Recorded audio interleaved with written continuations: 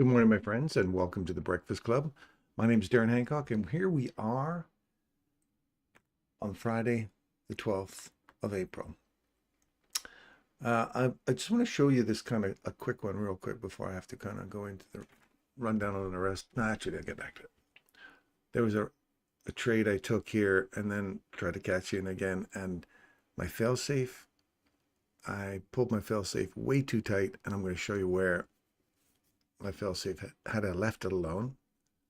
Follow your rules. I'd still be in this run. So where are we looking for NQ?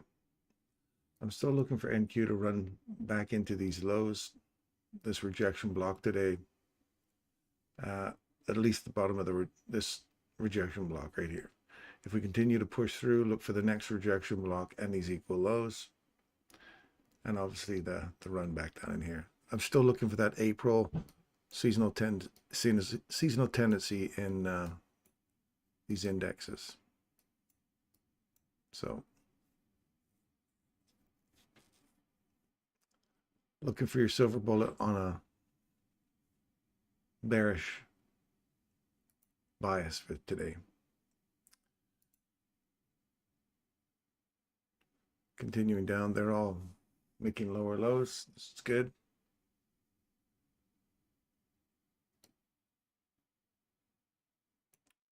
Well, I guess not. Dow's making lower lows. ES is making not quite lower lows yet. It's now getting into its rejection block, which is great. That's what we're looking for. I'm looking for it to take out these equal lows below us here and then continue to push down. That's my objective for the April. I know it's quite a lot of handles, but overall that would be my objective for, I wouldn't want to see it get any lower than this in April, and then start doing the big rally back up again. See how this is the reversal pattern here? We've come back up inside it here multiple times. We've come back up and revisited it, and now we're finally breaking down and through. So it's it is a reversal, but not a very hasn't been a very solid one. But if you're playing that from a buffer perspective and you're buffering this where it comes back inside, trades down into your fair value gap, then comes all the way back up inside it again, comes back down to the fair value, or sorry, the rejection block. You've 2 times you've had an access to this entry off of this, and you get to collect both times if you're just catching it on the way down and using this as the inversion, or the reversal, I should say, also an inversion.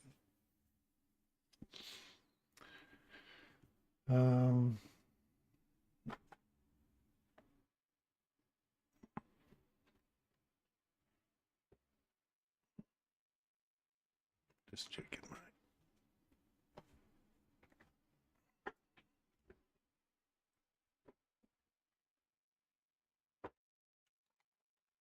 that's my chair. My back is not feeling too good today. All right, so Dow's making lower lows. Where do I look? Look for Dow to reach into this fair value gap down here. And if it continues to go down like ES and NQ, which I'm looking for in April, then I'm looking for further. You're looking for further down in here into this gap down here, but we'll just kind of take it slow, one array at a time. Look for the next one, the rejection block down in here, the top of this fair value gap again on the downside. Dixie, come on, Dixie, acting crazy. So many times we were looking at this to go down, and it's just been hammering up, ripped all the way through. Last 3 days, it's just been ripping through all of these highs and continuing to push much, much higher, which puts downward pressure on all of these currencies. From a daily perspective, look at that. Finally cleaned out all these lows. And where are we going next? You have this fair value gap down here. So keep that in mind on the downside.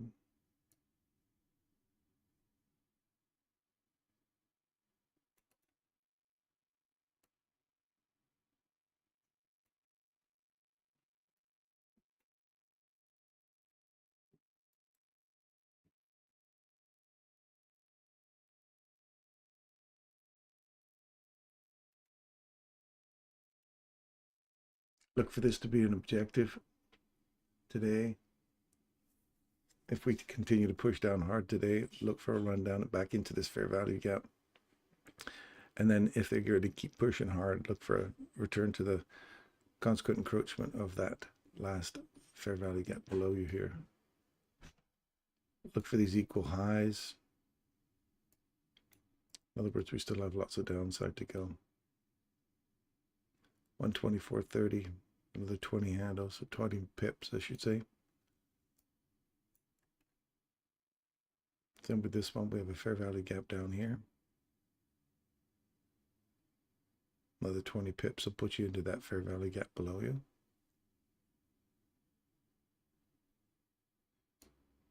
And then start looking for the breaker, which is these two candles right here, this one right here. That fair value gap's the one next I'll be looking for next.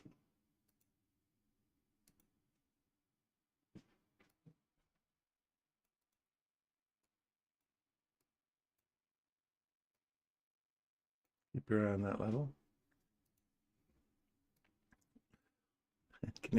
I'm going to New York next week.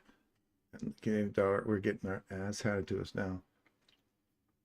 It's going to cost me some money to get into that, get some American dollars. Seems to be the worst time to pick to go to New York.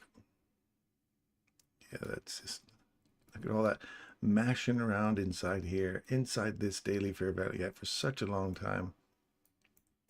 Then inside this one, and it just left town. Which means poor Japanese yen is probably getting hammered as well. These guys finally reacted. Yesterday they were contrary to where they should be. They just ran back to a premium array inside this range to get short. And now they're catching up for trying to fight the American dollar last. They had to bend the knee and they just snapped. Left a fair value gap open here, and now they have to bend the knee. So we're looking for lower prices. If the American dollar continues to push, look for this rejection block down below, and then obviously these fair value gaps down below you here.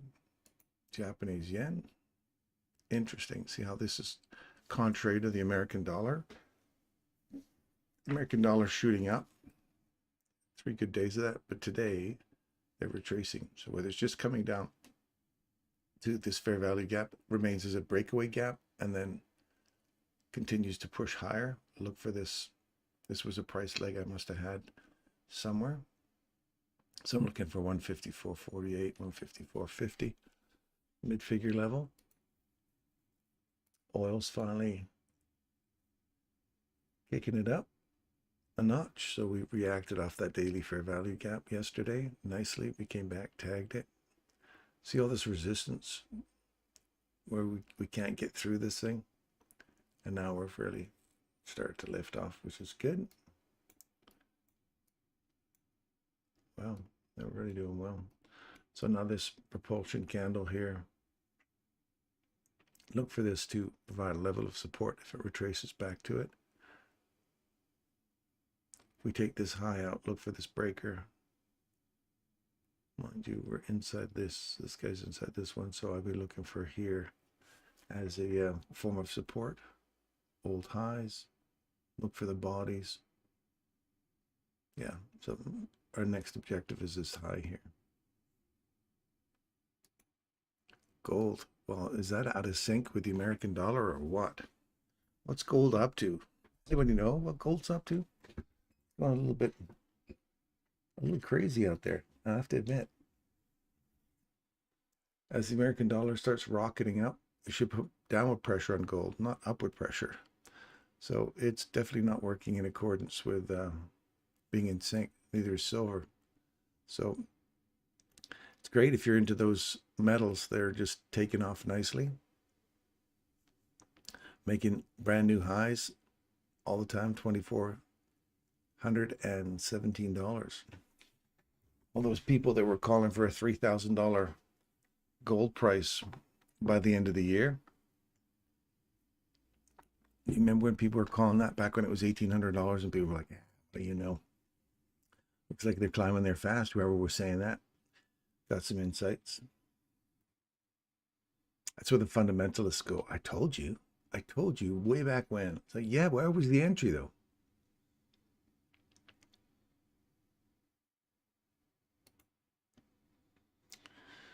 Banks are on a roll back down.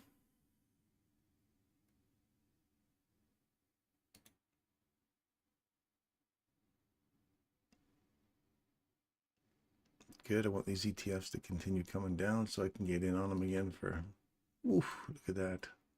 Delicious rundown in Bitcoin.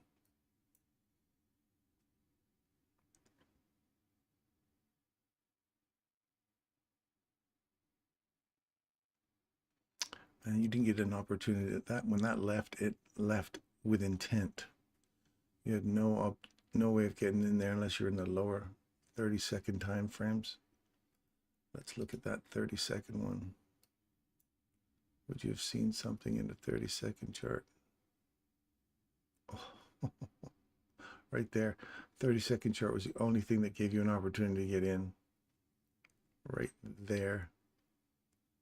Closed below, opened, tapped it, and then left.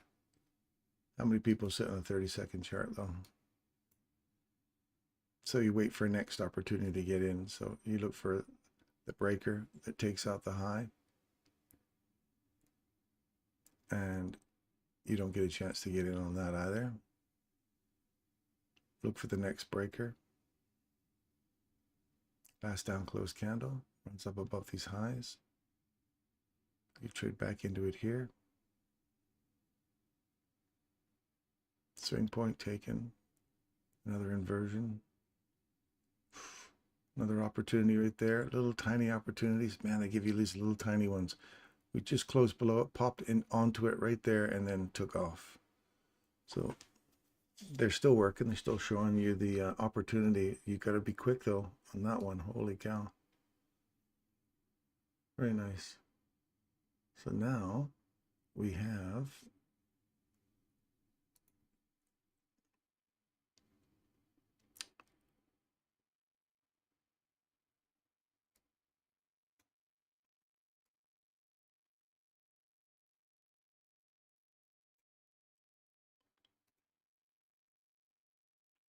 body trades above this, comes back to it.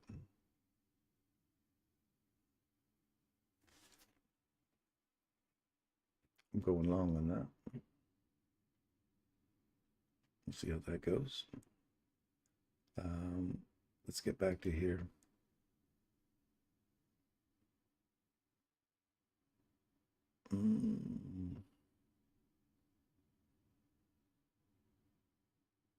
Get back long on that. See how it's come back into that rejection block again, and we're kicking off of it. So right there is an entry for a long.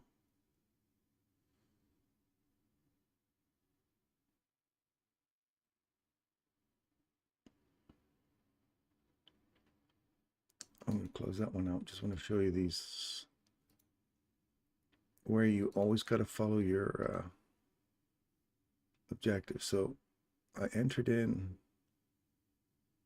you'll see right here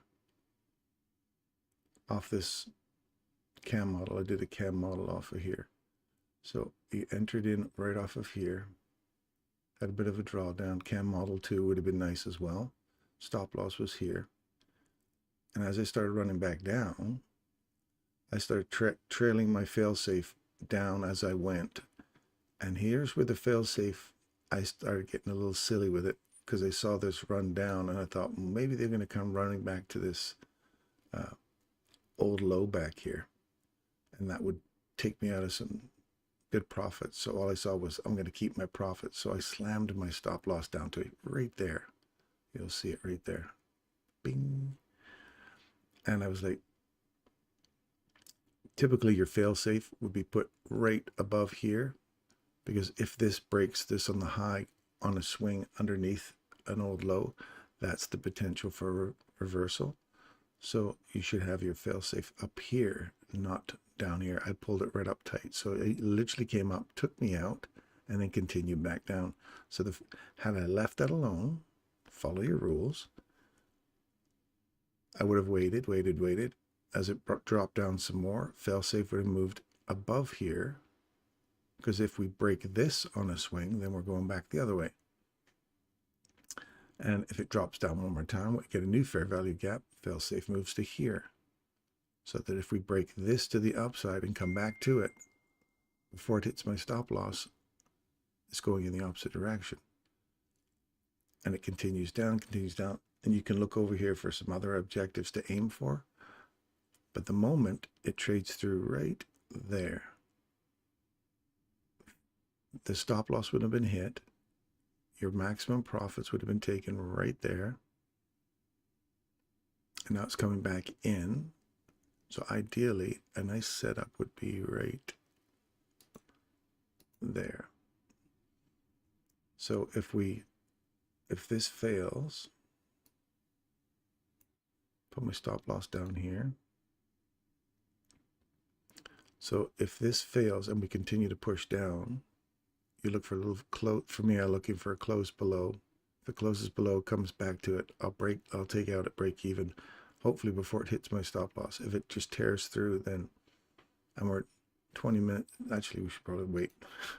Just wait.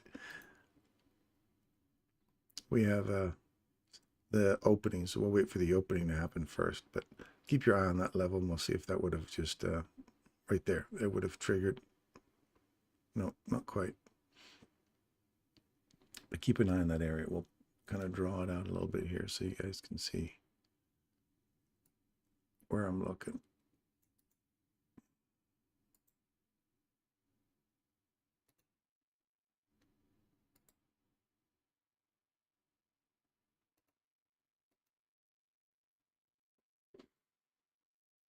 If this continues back up, especially with the opening in 10 minutes, then you'll see that that was the reversal, and that's why the failsafe would have been your optimum safe versus pulling it so tight there. I lost the opportunity to make all this profit to here. So from there to there is a lost profit that could have been attained simply with the failsafe.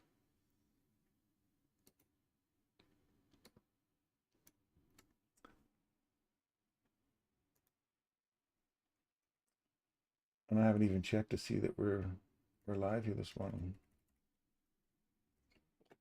It's really sore today.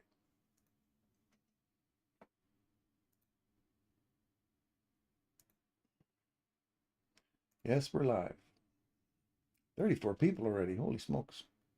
Robin Hood, good morning. You're the first through the door this morning. Have you found your videos, your Michael videos? Have you started with the core concept, Robin? And are you diligently making notes and have many questions? And as Michael says in his videos, as you'll know, if you have questions, write them all down because they'll get answered throughout the mentorship or throughout the core content that you're studying. And there's a lot there. So just go through it nice and slowly. Take your time.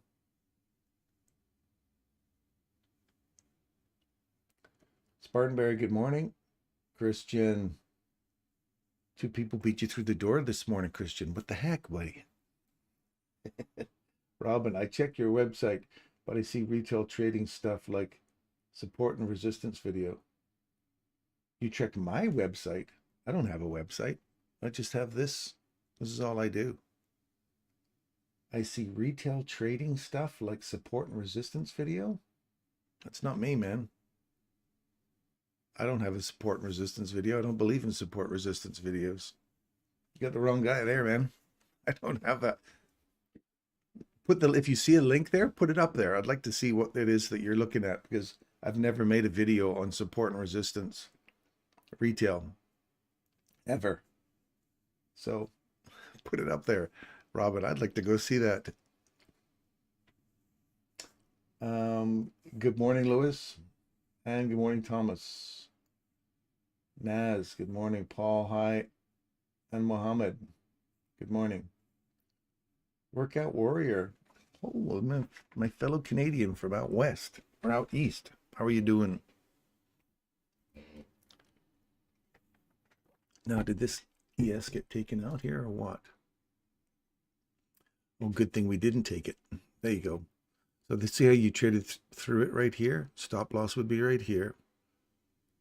Now, if it trades back to our little spot right here,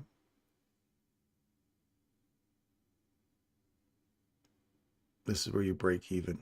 Now, right now, I'd have my stop loss slam right up against that thing, because I wouldn't want to see it come any lower than that, because there's my stop loss there. So it's so small. And now if it comes back and taps that right there, I'd have that pulled right into behind this guy here now. Now I'd have it right at the open. I wouldn't want that coming back against me at all.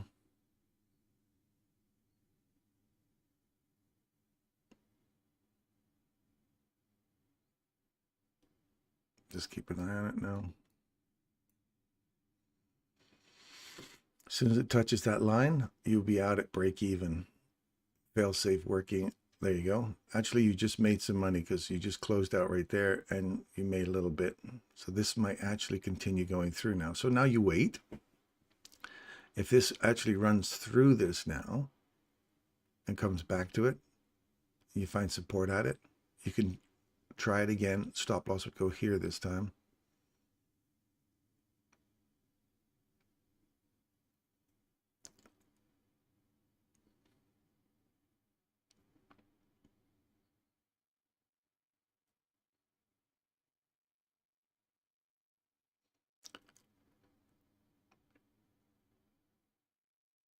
So you could be looking at this, go, do I get out here at a profit or do I just now wait? This is where you start to, your psychology will start to play with your head. If you follow your rules, you say it dropped below, I'm out. As soon as it comes back there, I'm out.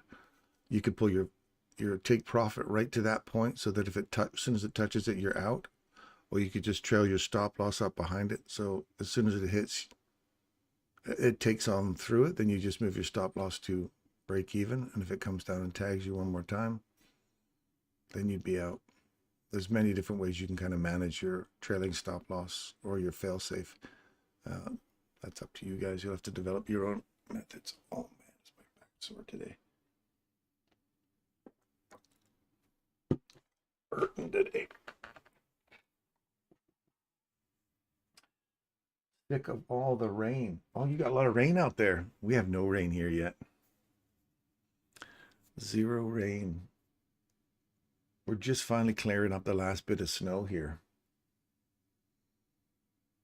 Check your channel description, Fiverr's link. Check your channel description, Fiverr's link? A channel description, Fiverr's link.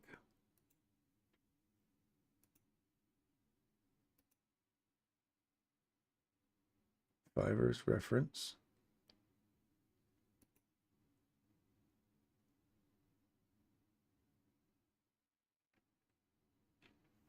Okay, that's not my site. That's Fiverr's site. Yeah. Okay, so check your channel description, Fiverr's link. Good morning, Tristan.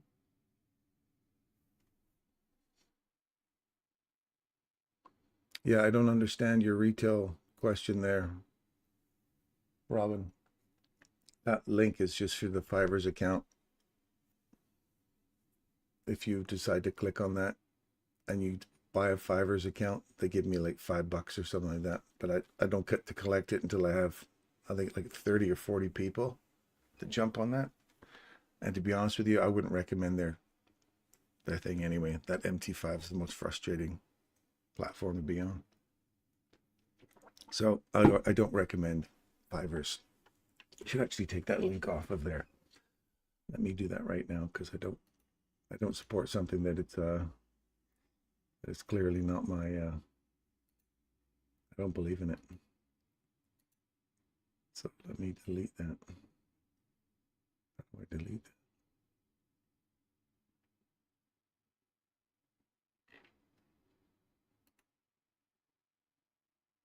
I'll find a way to delete that later, so I don't advocate for fivers.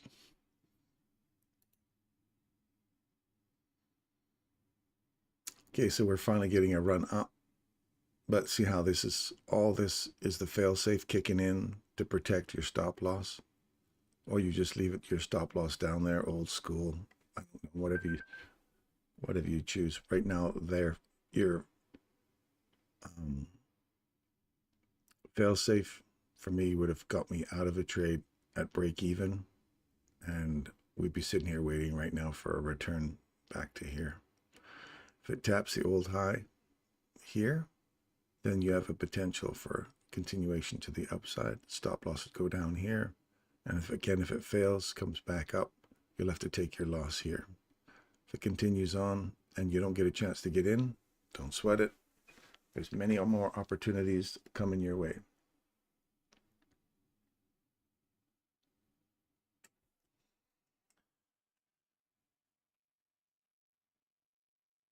Morning, Derek. How's it going, my friend? I really have to start studying that SMT. It's lazy of me, I know, because you guys keep calling this SMT thing all the time, and I still don't know how to work that. Yes, 8 years in Michael stuff, and it's never been something I've focused on. Okay, so look at this, come all the way back down into that spot there. We'll go long on that, and if it goes wrong again, we'll go here.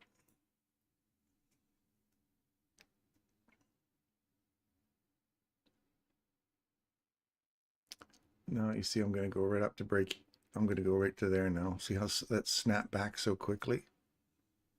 I'll go right to profits on that. Reversal. Now I'm going to start chasing this thing.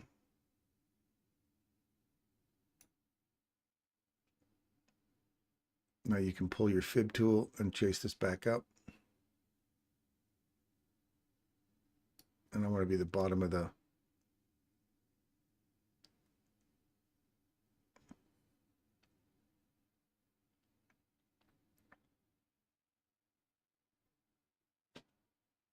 see the little fair, oh, and it's not fair value yet. Yeah, we'll see how this works. It'll probably come back and snap me out. It's right on top of a breaker here. It's hit the breaker. It's hit the mean threshold. So chances are it'll come back and take me out. If it doesn't, then we're good. For 200 bucks in profit already. Now there's that little tiny fair value gap. I want to stay right there until the next one forms. Unless this starts really, see how that rejection block is beat you up again. People keep going, oh my goodness, it's still, now that's gone away so far, I have to start pulling to here. Because if that came all the way back there, that'd be 300 and some odd dollars of unrealized profit. And I don't want that. So this is sitting right in here now as my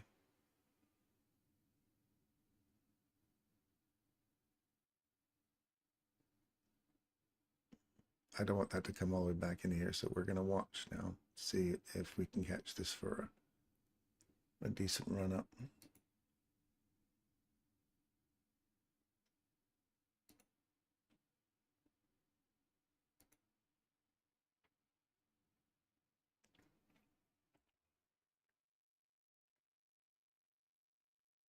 NQ took the lows, ES didn't.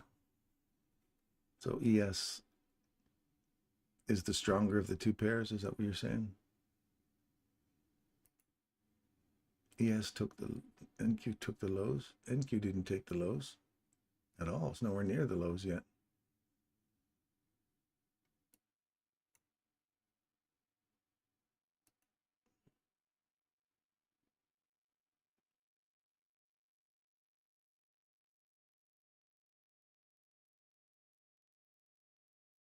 So now ideally, this breaker becomes an important level.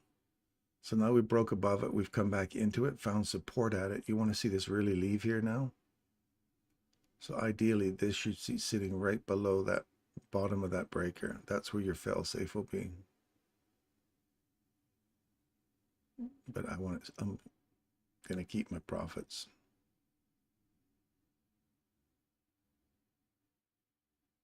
Let's just come back and tag that nicely. Now it would be nice if it just left from there.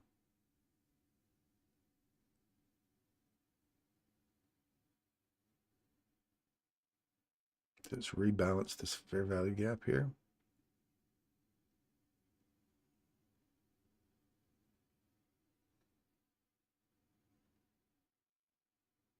Now for me, it doesn't need to revisit this fair value gap again. Tap it, get some intent and leave. If not, you've got all this open down here, so it can just come back into that range. And we'll take a little bit of profit. Coming back for a cam model 1 entry. Boom. Okay, so cam model 2. So we'll see if this is one of those ones where I pulled the stop loss too tight. Keep your eye on that breaker.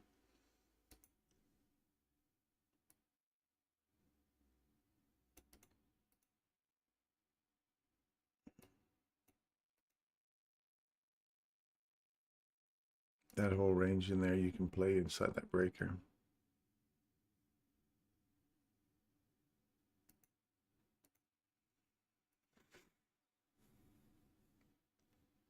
If that comes all the way back into this old high here, that'll be a discount array.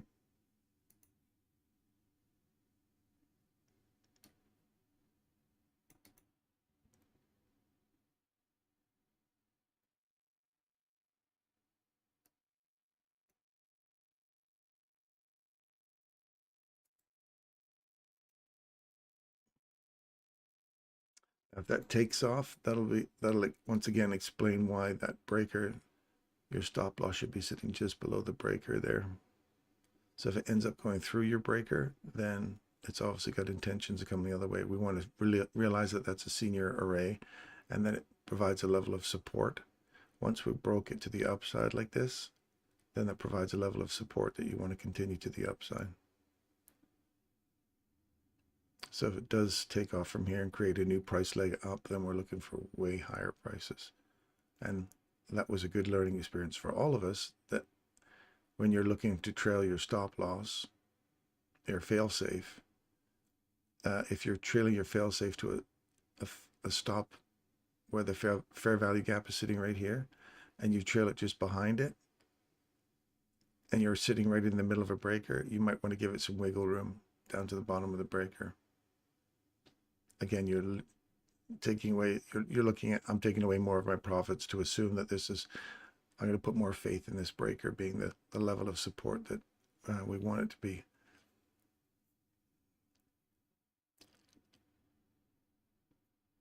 And this is where you say, the decision I made, I'm not going to beat myself. If this takes off, don't beat yourself up on the decision you made. Reevaluate why you made that decision. Could you have made it a different decision that was more logical in the future? So right now I'm kind of looking at this going, I want to see this leave now just to prove that that breaker is strong. And if it does come back against me, I don't celebrate and go, haha, good, that was great. I go, well, my theory is that this should provide a level of support and we should continue to the upside. And next time I'll pull my stop loss just below that and say, I made money anyway, so it doesn't matter. It's a stress-free trade. Why am I trying to hold on for every little buck I can? Just let the algorithm work its magic. You came back up to that rejection block. You pay yourself there. Look at that, and you're in consolidations, look for opportunities to pay yourself.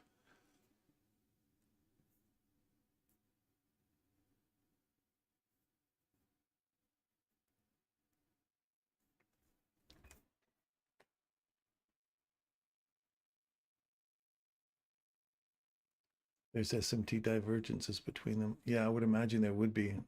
NQ hasn't got all the way down to that daily. The daily, see how the daily's taking out these lows? This has just come back to the rejection block.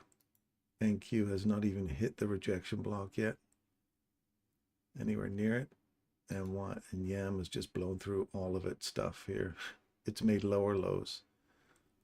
So they're all three divergent. None of them are in sync with one another. See that? This has made a higher low. That one is not even anywhere near that, but this one at least made its rejection block. This one hasn't even come down to its rejection block, so it's even further out of sync than this one here. And this one's obviously made its lower lows. I know you guys look at this as doesn't matter, it's just a higher low and a higher low. I'm looking at it as what arrays are really out of sync as well, not just the fact that it's higher low. Its arrays are out of all three of them are out of disconnected. No rejection block, blew through everything. So it's like SMT with PD arrays versus just higher lower. Came back to the breaker one more time, tap it. I want to really see it get some momentum here.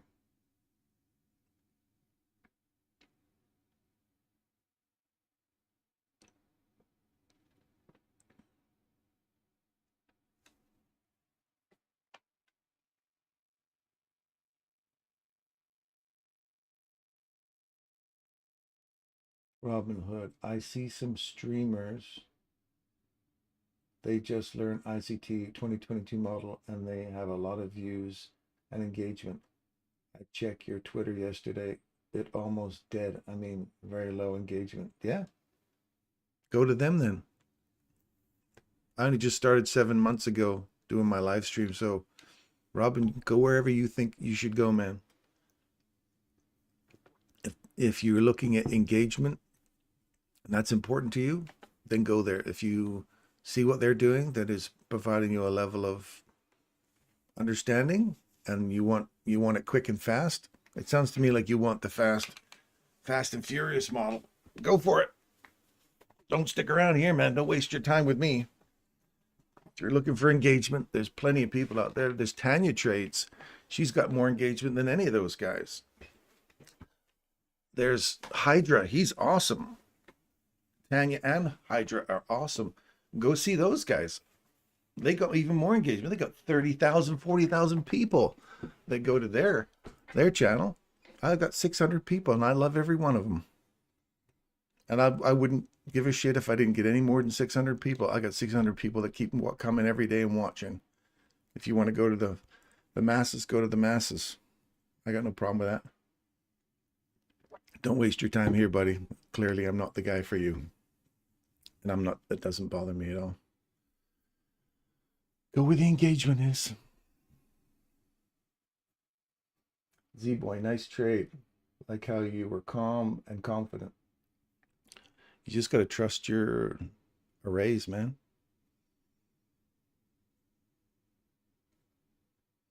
Trust your arrays.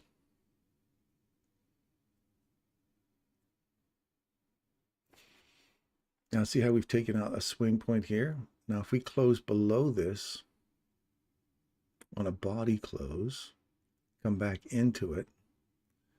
Not a very nice, to be honest with you, I do like to see these swing points that are sharp. They're like straight down, straight back up. Not this kind of crap where you get fair value gaps and then it breaks down, comes into it and then slowly wiggles away. Or because I find these ones will fail more often than they'll be like punchy. I want to see these kind of sharp ones. See how this one here, you have the sharp one that runs up, comes back down, and it has intention. Bam. It leaves that area. And if you can get back into it, great. If you can't, find the breaker, key off the breaker, and then continue down. So there's your double. If you miss it, don't sweat it. Look for the breaker. And as soon as the body trade's below the breaker, snatch it, take it, go for your run. And then you catch your swing point from that point on. These punchy ones, see how you get this fair value gap run below, it waffles around in here, then it finally breaks through, comes back, fails for us, or for me specifically, then it finally ran back up. There's your opportunity to get, if it fails, you say, okay, I'm out. Now I see if it comes back up with intention of coming back down. That's why we got in right there. And then you catch it for your next run up. Now you can pull your fib tool from top to bottom here and scale out using your fib tool on the way up. Or you can just do what I was doing, is trailing it up your fail safe. Because that way you're not scaling out portions. You're just taking your maximum trade and you're following it up. So when you get taken out, you get the max taken out here versus scaling one portion at a time out. And the moment you can get into a stress-free trade, like move this, you see me move this. As soon as I see that leg ripping back like that, I'm going into stress-free trading. So if it turns back against you, you say, okay, I don't care. There's plenty more setups coming. Plenty more setups coming. So this is good. We finally got to return back into the breaker. Again, this helps me to reinforce. If I see this breaker, while it was happening, you heard me talking about it, but I still let it come back and take me out anyway. That would be a new rule for me. If my stop loss, or my fair value gap sits inside that breaker like that, I want to sit below the breaker and not just below the fair value gap, which I typically would do if I'm trailing my fail safe up.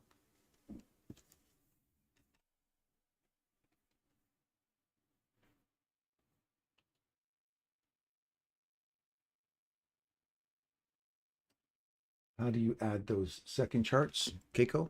Go up here, see how it says this part right here. You have a whole bunch of different types of charts you can build up there, and I tend to pick that one there. You put the big one on this side, put your smaller ones on that side. You'll see it under number 3 at the end, if that helps you. Fernando, good morning. On the 1 minute, 9 minutes, 28 seconds, took out the 901 candle on NQ. The 901 candle, 928.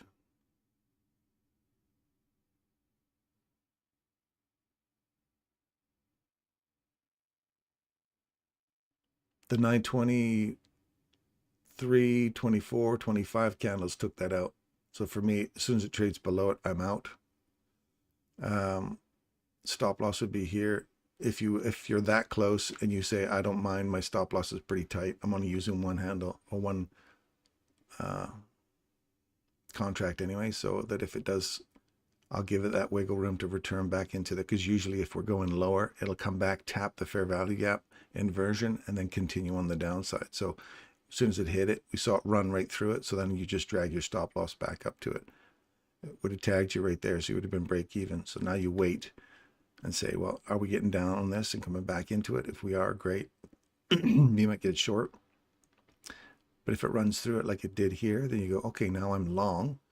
Here's where it says, I'm trying to trick you, shake you off the horse. You spun around, I got off and I waited, came back, saw, okay, now it's going long again. It comes back, gives me an opportunity to get on the horse again, and then you run. You're on the ride up. And the breaker is where we return to get support to continue to the upside. So this is another one of those trades that would have continued on like this one here, down to here.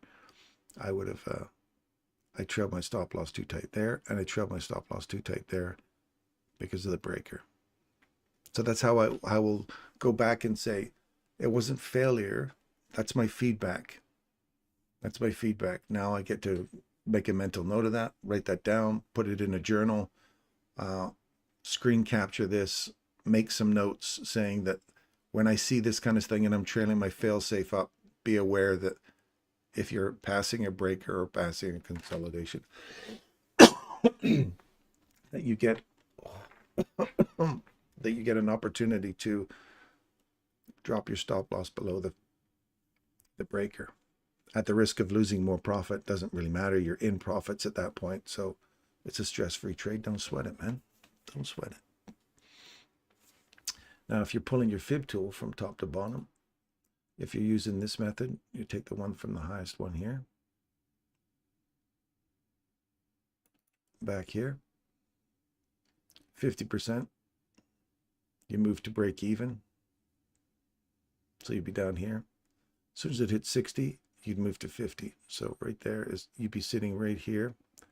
The moment it hit it right there, it doesn't come back and take you out. It hits 70 right there. You move to 62, and that didn't take you out. It just hit there.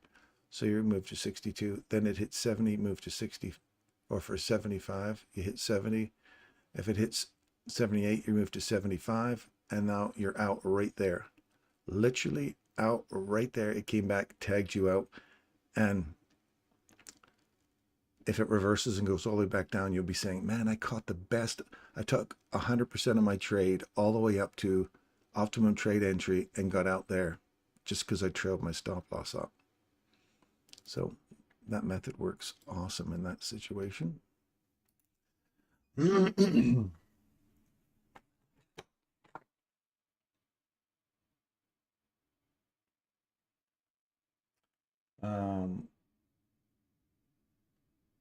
Fernando, good morning. Workout Warrior, 5-minute also. Naz, how old are you, Robin? You talk like a 12-year-old. Naz, we don't do that here. We don't do that. Don't worry about Robin. And just be kind, man. We're just trying to be kind to everybody. He's still searching. He's new, or she's new. So let's just be nice. You know, I don't harbor any bad feelings. If the person is looking to explore stuff and needs validation in different ways, we all need to validate in our own way. So just please, just be kind to each other. I'm not here to run the guy down or the lady down. Just let them do their thing. If Robin wants to move on, Robin, I encourage you to find a place that you feel comfortable. If it's not with me, I totally respect that. I totally respect that. So, Naz, be nice, Naz. Hans, have a nice weekend, everyone. Oh, you're out of here, Hans? Well, buddy. Okay. Well, have a great weekend. Oh, look at this. See, I didn't see this late. There's the swing. See that little reverse direction? Come back up inside it. Stop loss goes here. We're going back down. You'll be happy you took your 75% out right there. And now you're in a short right there. See that? Opportunity to get short right there. Now I would be moving right into a break even on that. So I'll be zero stress. I'm watching this come back down again. And what an optimum trade entry. See that? There's the reversal back into an optimum trade entry, and we continue down to finally take out those lows and follow along with Dow Jones. Now, if this guy gets in sync with Dow Jones, it'll take out these lows, and you've got a perfect opportunity to catch a retracement back into an optimum trade entry. You can't ask for a better exit there other than the 79%, obviously. But right there, excellent opportunity.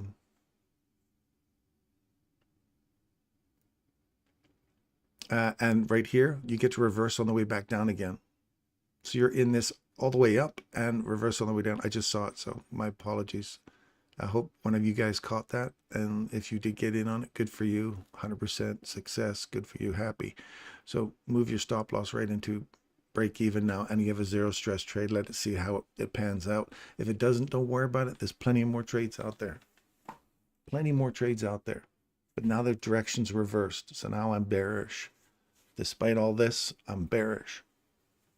Now, a lot of people, I was discussing on one of the channels on Facebook yesterday about people saying that it's not possible to, you have to wait for higher time frames. And they were talking about 15 minutes. Somebody were talking about hour and 4 hour. The only way you can get confirmation that the markets have changed direction is you have to wait for a 4 hour or 3 hour or 1 hour or a 15-minute candle to show you. And I'm thinking that makes no sense whatsoever, because it's all fractal. You should be able to see reverse of direction. And if you see it's happening on a 15-minute or a 1 hour, then you're using confirmation tools for that specific time frame you want to work in to confirm that the markets have changed direction. Well, I was trying to pose the idea that, is it possible to watch it on a 1 minute?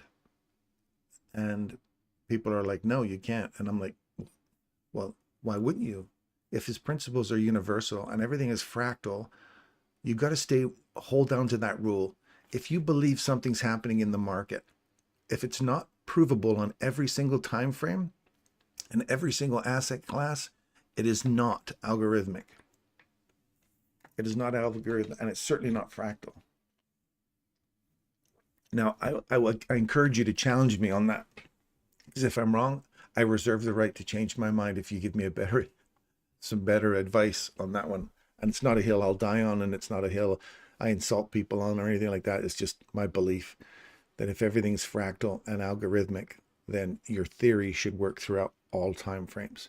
And right there is telling me we're going bearish, just because we broke that fair value gap on a swing above a high. We broke it to the downside. We've come back inside it, found support. Now I'm bearish. If we break that to the upside again, if we break this guy now, because we've taken that low out, we break that guy to the upside, I'll go bullish. Now it's easy for me to keep saying, well, bullish, bearish, but I've got a reason for why I see it that. And if it keeps going bullish, then I'm going great. Right now I'm still bearish because that hasn't been taken out yet. And if the candles keep going down, so far you can't argue that my theory is wrong. And if that does that on a 5-minute, 15-minute, hourly, then on that specific chart, we're going bullish or bearish. Because right now we're just sitting in a 1-hour candle. We're just bopping up and down like this, going up and down inside that 1-hour candle. But I'm telling you, on a 1-minute chart, I'll see it long before you do on a 1-hour chart that we're going in that direction. Because then when it happens 4 hours later to confirm, yep, we're bullish now, I'll say, well, yeah, I saw that 4 hours ago. Right? And there was many times in that 4 hours I was going, nope, bearish. Oh, no, bullish again. Oh, bearish. No, bullish again. Overall, if it going bullish, bearish, I'm slowly working my way up. I've been bullish, bearish all the way up in a trend that continues to take me bullish until we have a little retracement like this. And then you go, okay, now I'm bearish. If it runs above there, okay, now I'm bullish because I just took out these lows. Well, that low, at least that swing point. Now I'll go bullish and I'll go to this guy here. So I'm trading from this one to this one. Premium, a discount. Now this, I think, is more equilibrium. I look at the range that we're in right now. And I go, see how that's a discount array? That's a premium array inside the range. So if we break this one and we get up on top of it and start getting up into here, I wouldn't trade this because it's too small. But you'd wait now for it to get above here. As soon as it gets above that, comes back, finds some support at it. Just like we thought, if the body trades above here, then I'm bullish again. So you wait. If it gets above it, find some support. Off you go. You're bullish again. You're back in sync. You're not out of sync with the market. You're in sync with the market all the time. That's what I try to encourage you guys to recognize, is when you're in price action, you're in sync with it all the time. And these inversions are key levels. After a swing, they're key levels to tell you whether or not the market's going to continue in the direction it's going. Therefore, you trail your fail-safe to that spot where you're just above it. Because if it fails, your fail-safe is there to protect you. And your stop loss, which is sitting way up here, your fail-safe is there to protect you. So watch this level right here. And you've been scaling out all along these fair value gaps and these rejection blocks all the way down. So you pay yourself. So even if you're wrong and it comes back against you, you've been putting money in your pocket. If it comes back there and gives you another opportunity to do this again, it's buffering. You just keep, every time it comes back to the next PD array inside the range it's just created, pay yourself. And you're putting money in your pocket while it's buffering. Sorry, let me just put this in here. So now you're bullish again. See how you're back into this one here? If the body closes above. If it doesn't close above, you're still bearish. This is just a retracement back into this range.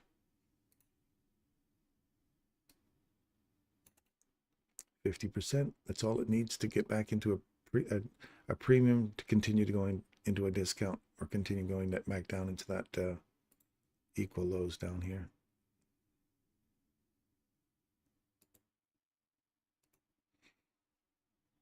So watch in the next 10 seconds.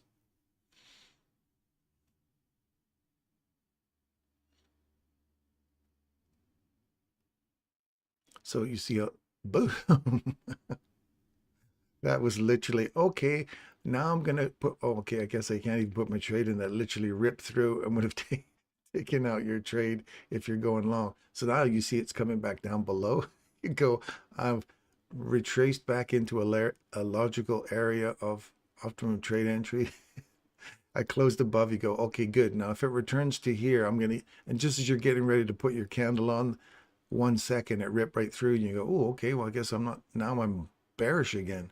Bullish, bearish. And if you would have got your, if you did manage to put that in there and you got your stop taken, you got your stop taken. Don't sweat it, man. You're not going to win every one of them. But that happened so quick, you would have been hard pressed to have got your trade in there to go long on that. But what do? They came all the way back down to order block. Look at the bodies. It just comes perfectly back to the bodies, real snappy, quick like that. And now we've closed below. Do you find support? So bullish, bearish. So we were bearish, then we're bullish, bearish, like super quick. And now you get into these little consolidations where you're going to see bullish, bearish can happen. It's up to you to decide whether or not you want to be in that. And what time are we sitting at? 10 o'clock now. There's your 10 o'clock open, snap down. What, now we're going to continue pushing higher? Or are we going to start rolling over and coming back down hard now? You trade back up into this. There's a short right there. This is not a reversal. See it there? There it is. It is an inversion. So keep your eye on it for support to go lower. But it's not the swing point reversal like this above an old high. That didn't take out any highs here. But it is a level that you want to keep an eye on for sure. And as you can see right there,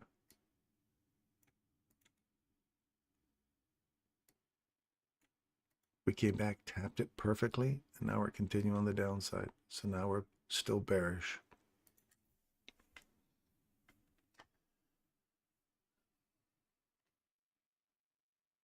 Thanks for... It works on all time frames, not just the 1 hour. Thanks for your live feeds. Appreciate your time. My pleasure, man. Robin, sending the love. Let's keep comments polite, Naz, please, and thanks. Darren, it's great that you're not jumping on that scam. Jumping on the scam. What scam? Did I miss something there? Sorry, Hots. I don't know what you're talking about, Hans. Sorry. Didn't jump on the scam. Keiko, thanks. You're welcome. I meant the SMT on the 1 to 5 minute. LOL. On the 1 to 5 minute. The SMT. Oh, is that what you meant? On this 5 minute? Okay. What do you guys think of that SMT? I'm just thinking about it now. We might actually have something new here. You guys get to see this new 57 people. You guys get to see something potentially new here. Think about this. Michael's never taught this, but this is something that's kind of popping into my head right now, and I got to share this with you guys. Fresh from the cerebral cortex of Darren. Think about the SMT divergence, the way we've been taught it is a higher high, lower low, that kind of thing, when one's out of sync with the other two. if you start to look at those now as how does that affect, or how are those affected by the PD arrays that they're bouncing off of? Which one is more likely now to be the stronger of the three in accordance with the SMT divergence patterns that you guys understand way better than I do? If you look at that now and say you take this PD array matrix that we're working on here, has one of them come back to its PD array matrix and continued on? The other one's come back to its one and continue on, but the top one has not come to its logical PD array matrix that it needs to come to. So that one's the most likely. Go back and research. Is that the one most likely to come to the next PD array to fall in line with this? Is this one reached for one that's outside of its range? That whole PD array thing, I think, is definitely got to be, oh man, my back's hurting. Got to be, it's got to be something to that. Because if that SMT thing is universal across all levels, then the PD array matrix has to play a role. It has to be a theory that has to play out through all those. And that's going to be something I think I'm going to play with. But what do you guys think of that? Lambo, good morning. Do you trade New York reversal? I'll trade any freaking reversal, my friends. I will trade New York, London. I will trade the 1 hour, the 10 o'clock. I will trade. If I see a reversal, you can jump on it. You can jump on it. It's whether or not you trust it. You need to see it enough times to go, yeah, I'm going to go with that. And I'm going to have my fail-safe is going to be there to protect me. If I'm wrong, I'm going to take minimal loss on that. So yeah, I will take any reversal I can recognize quickly, and it's a true reversal. It's taken out a previous swing point, like this one here you're looking at here. It's taken out a high here. It comes back, drops a body below it, comes back inside it right here, and there was no body that traded above it. Stop loss would go here, and it started trading down, and the moment it broke below it,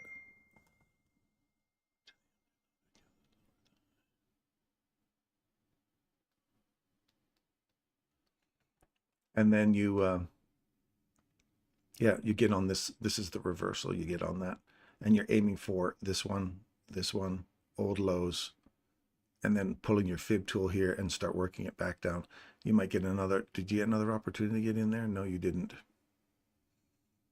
It broke this, went to the upside, traded inside that small range to an optimum trade entry, just recaptured an order block, and then continued down.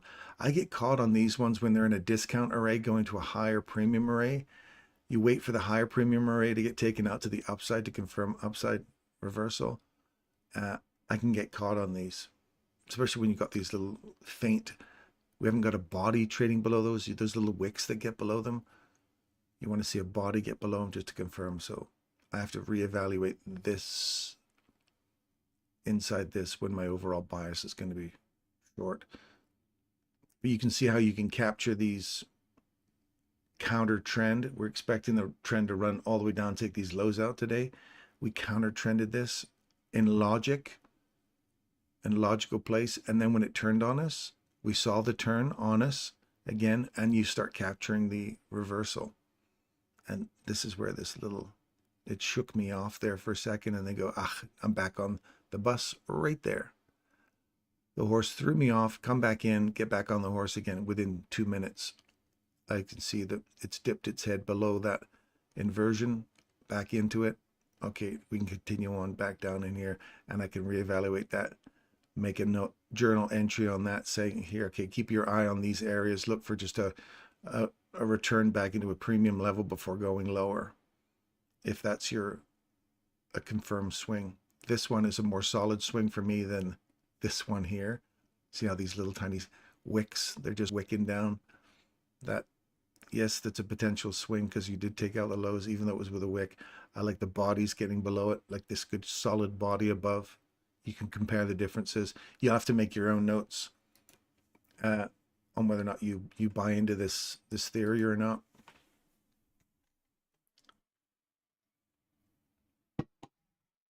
But right now, that reversal that we caught, and we said, yes, we saw it reversing back when it was happening. And yes, we confirmed it was going again right there. You guys are capturing some nice little, did anybody capture the run here? Did anybody jump in on that on the way down? And ask, hopefully, so that I answered your question. Simo, good morning. Nice juicy opening range. 50% is 96 points. Doc, greetings from Poland. Hey, Poland, how you doing over there? I'm learning with you. I hope you're studying ICT stuff. Go to ICT stuff. Go to his chapter 1, lesson 1. Lick your finger and get started. And get your pen out and make some notes. Screen capture, hit those little buttons and study, study, study. Oh, I think I'm going to have to go get some ibuprofen or something. My back's really hurting. See how the low is taken out there? Are you paying yourself on this rundown? Are you paying yourself at these key levels? Because if this reverses on you right now and takes this guy out right here, if you're trailing your fail-safe down, your fail-safe is sitting right there. Your stop loss is here. Your fail-safe is here. You've paid yourself in here. Should be very little left of your trade if you've been paying yourself out accordingly on the way down. And see how you go from like array to like array right here. Or this one here, it's in the discount range of that whole thing here. If you look at from like array to like array, if you just traded that range to that candle's low right there, and then scaled out the rest of your trade and left a little piece on to see if it continues on, your fail safe is sitting here, your stop loss is sitting up there, your fail safe hasn't been hit yet, and you're continuing down. There's many different ways you can manage that. I'll be right back. I'm gonna go get some pills or something.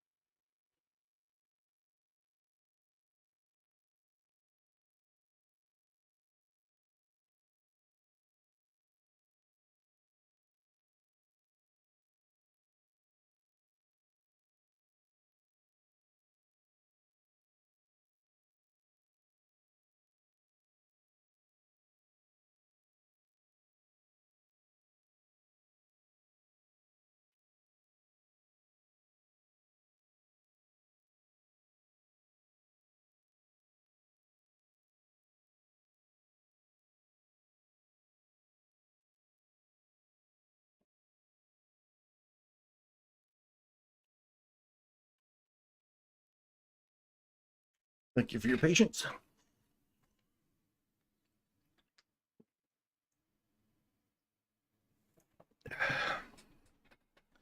Vitamin I. Ibuprofen. Gotta love it. Do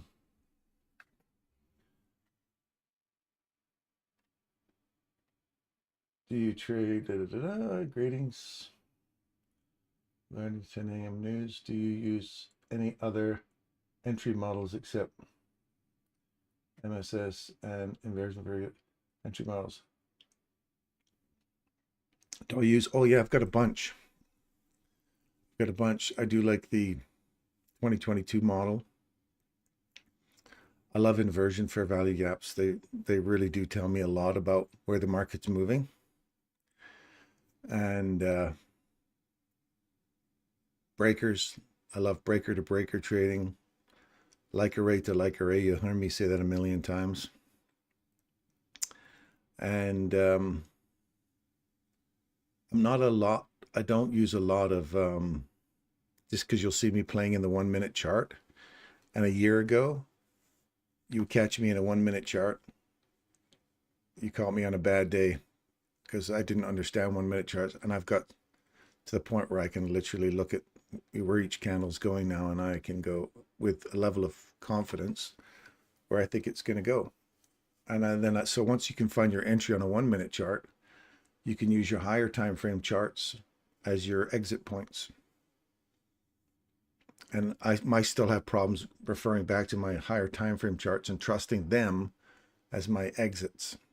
Because I'm in this literally 1 minute, you'll see me get in and out of trades real quick, and I convince myself to get out instead of just letting it run for a point. For example, when I got in here, go back to your, let's go to the 15-minute, let's go to 1 hour chart here, 15-minute chart here, and a 5-minute chart here. And if I said to you, okay, if this is my entry and I want to use higher time frame charts to get out at, would this have been a logical level for me to get out at? Look right here on a 5-minute chart. Right back to order block. There's a slight swing there, I guess. You could say that's a run up, but I like this order block right there. Old lows. Consolidation, cam model, whatever you want to look at it as. Higher time frame would have been a much more accurate way to get out of a, just going to say, well, I'm in this on a 1 minute. Can I go to a 5-minute? Well, as soon as that fair value gap fills, I'm out of there. And you would have been right out at that fair value gap fill. And you would have maximized your profits. So I've got to do more of that, to be honest with you. There's definitely weaknesses in my trading. And I'm sure if Michael was in here, he'd point out 101 different things that I'm doing wrong. But hopefully you see that there's a price, I'm reading price action as accurately as I can. There's very little hindsight stuff here. And I'm a firm believer in hindsight stuff. So anybody who tells you hindsight stuff is bullshit, I think they're full of crap. That's the way you practice. It's how I used to practice before I started playing in Bitcoin on the weekends, because there was no opportunity for me to trade on the weekends. So I literally used to go through charts like this, one candle at a time. And I go, where's that one going to, if I was making my decision right now on this candle, where would I go next? And then I click on that and I go, okay, it's going to go here. And I take my sticks and I practice this on weekends or after hours. And I would just keep moving my sticks and I'd spend hours in here just clicking where I think it's going to go next. I'd be paying myself there and I'd get some money there. And then I'd write down what numbers that I'm making. And then I pick the next one, the next direction I think it's going to go. And then I'll pick the range I'm in. And then I'd say, okay, it's going to go up or it's going to go down or whatever. And I would just click each candle like that and say, now my decisions, that candle's just closing now. What decision am I going to make? That candle's closing right now. And that's how I practiced. I just kept doing that over and over again, and I'm looking for the ranges. And then when you get into it live, you can start to see, okay, I'm about to make that decision now. If you practice this every single day like that, and after hours you practice that, because you're in the charts. If you can't see live price action, the best you can get is every candle finishing, and you just click and go to the next one. Click. And I mean, you have to close your eyes like this, and you have to rip all the way back through your charts and then start right there.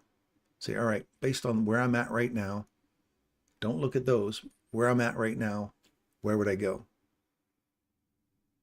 And that's, I'm not using any higher time frame practice at all, higher time frame reference at all. You've got to start right there where you're going to go based on that area. Because if it's true, this doesn't matter if it's a 1 day candle, 1 minute, 1 second chart. Anyway, you get my idea. Paul,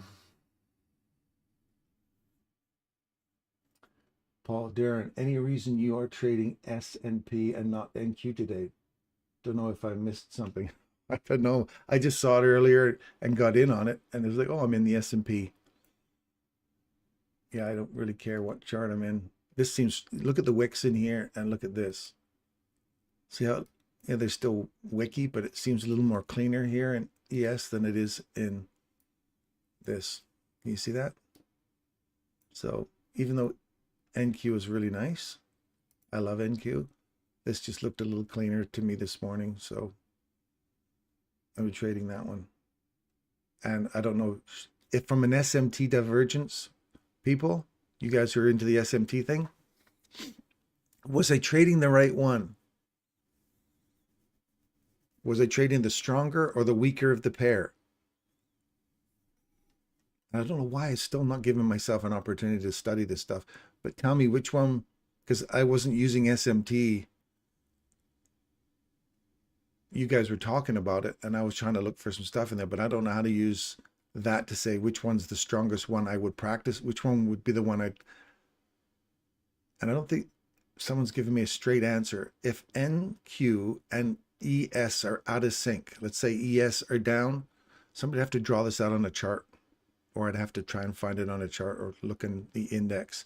If NQ is up and ES and YAM, or Dow, I call it YAM, the Dow are down, does that mean I trade the NQ up, or do I trade the NQ down because it's just running for liquidity above the market and it's going to get back in sync with the other two?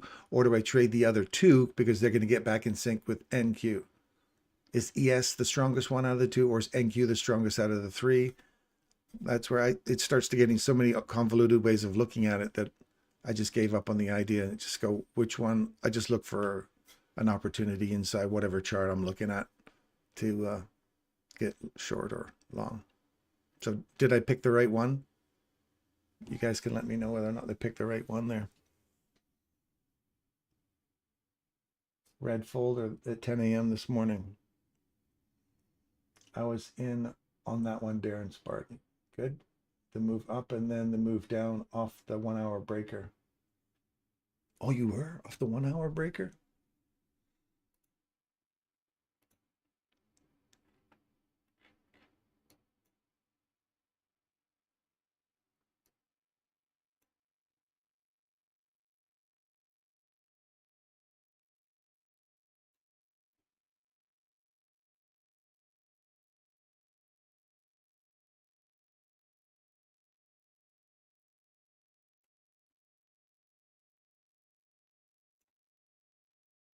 If you caught this one here on the way up,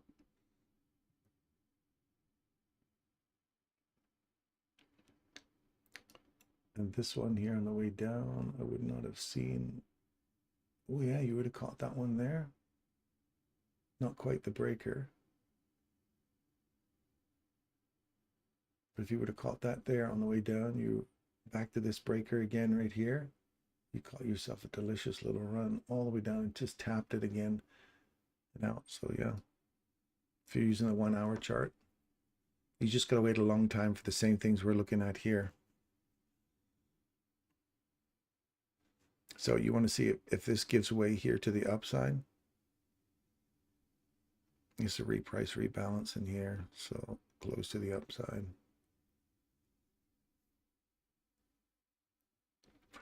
Rebalance, tap.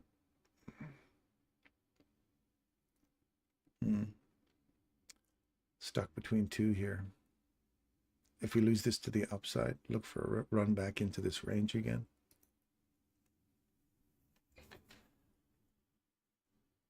I'm short NASDAQ now. Paul is short on NASDAQ now. Let's go over to NASDAQ and see what we got going on. You're short on NASDAQ. I would not be short on NASDAQ right now. I'd be long on NASDAQ right now. See how we've swung below this low, that inversion. Or sorry, that it's an inversion, but it's also that swing point. And see how we've closed above it. We come back down. We tapped it perfectly here to continue higher. So if you're looking at that, look for this one back up here. So Paul, if you're long or you're short and your stop loss is sitting up here, you don't want this to close right there above that point there. Otherwise your stop's going to get taken. If you're short, then you want this to roll over here now, just from here, this probe. You want this to roll over now and come back and start digging back into here. But right now I'm bullish on that. If we get to the other side of this back down here and we get below this, come back into it, then I'd say yes, I'm bearish again.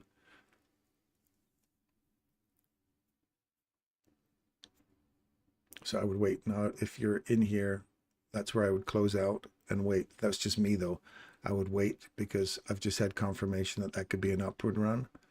So I'd want to see it pop below here and come back into that to give me that. Yeah, okay. So we didn't quite, we've made these equal highs here. Did we come back into a higher premium portion of that range? So we just came short of the 62% there. So I want to see this get below here, close below this, come back up to it. That would be below here, and it would be the swing, even though there's not a, there's a swing here. So watch this to get your confirmation, Paul, to continue on the downside. This could be the opportunity to go right there. So now this one says down, this one says up. They're overlapping. Which one do you pick? What's your overall bias? Is down. That's a stronger indication that we're probably going to go down. But I like this fact that we've popped up above this. So I look in here, and I think we could have one more run back up into that range there. I wouldn't take this either way right now, just because they're literally overlapping themselves. So I'd wait for a confirmation, hopefully below this one here.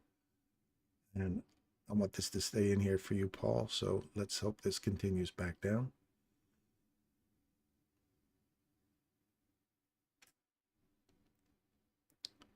So close below that. Attaboy. You're a steely-eyed man there, Paul. Good for you, buddy. Now you want to see that continue on.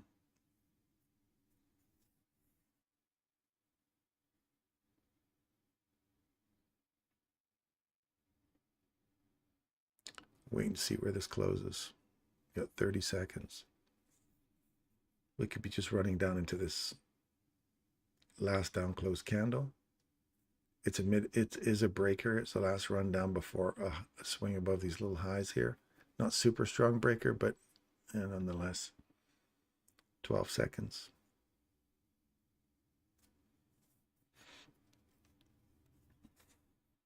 You want to see it close below. Don't close above. That's the fear right there. That now we start to push back up again. Come on down. Come on down. Get through this mean threshold here. Right now you're in between this range, that candle there and this big candle right here. And you want the clock to run out below here, like this was running out just above. So now it switches bearishly when that closes below there, and ideally below the mean threshold of this.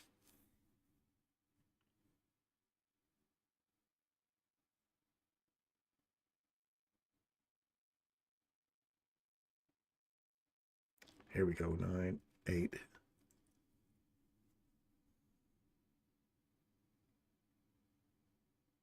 Good. Now you've closed below it. Now I'm bearish. But Paul's like, I already been bearish, man. Good for you, man. Good for you. For me, that's confirmation now that we're going to go bearish. And if it runs back above that and above this, then I go bullish again. And you're in that consolidation.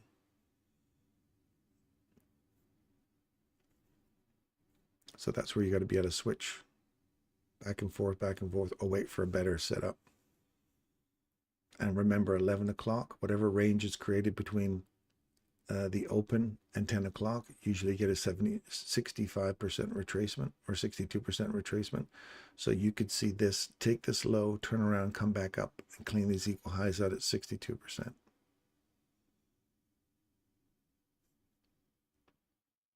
Or just come down to the rejection block there and just piss people off and not take that low out, and then run back into 62% right around 11 o'clock-ish, and then continue back down. So many what ifs, hey? There's the mean threshold. See how you've closed below it? Came back into it right there. Continue down. You're on a run here, Paul. Good for you.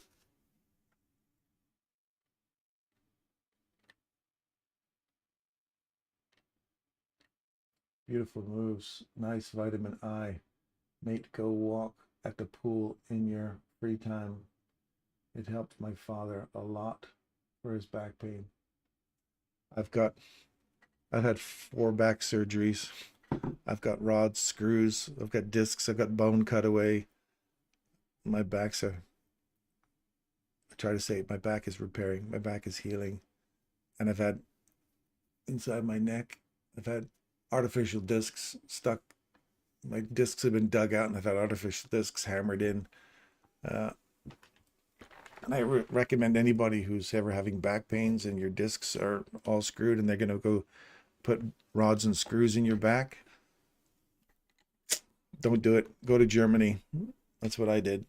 Went to Germany and they put artificial discs in. My whole neck would have been like, because those Canadian morons would have been hammers and screws, which is what they did in my lower back. It was all rods and screws because they didn't believe you could go through the front. My surgeon said, you can't even access those discs from the front. The German's like, oh yes, we can do this for you. We can do this for you. This is not a problem. We will dig out the old stuff and hammer in some new ones. You're feeling great. Your head will turn. Your pain will go away. You're like, really? Yeah, it's good. Come see us. We deal with this all the time. And they are great, man. My neck turns. Wow. Like, they did an awesome job. And I've got full mobility in my neck. But the rods and screws stuck in my lower back, what the Canadians did, shit. It's absolutely crap technology now. There's so much better medicine out there. You got to pay for it, but it's way better. But you're right, movement is the best medicine for sure. And I sit here for hours and hours at a time, and I should be out moving around more often. If you're selling, better to use the weaker one. If you're buying, then you want to use the stronger one. Ah, thank you, Derek. That makes sense. If you're buying, use the stronger one, weaker one. So that's just a personal preference then. You don't look at them and say, oh, that one's the most likely because it looks the strongest or it looks the weakest. You just say, I feel like selling today, so I'm going to pick the weakest one out of the bunch. Is that what you mean by that? So it's like a personal preference and what you prefer. Sometimes I see things better in a seller's market than I do in a buyer's market. Like my eye recognizes patterns better when it's selling versus when it's buying. I'm not quite sure I get if that's what you're meaning, Derek. Anthony, so if you're looking for buys, then the stronger one is the one that doesn't take the low. For sales, it is the opposite. The one that does not take out the highs would be the weaker one. Ah. I'm now long, says Paul. Okay, good for you. Interesting. So are you just playing off the mean threshold of the breaker here? Is that what you're keying off of here, Paul?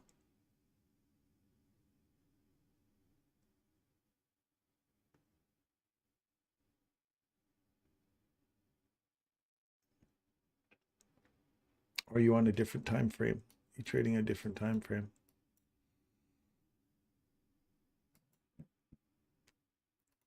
$15.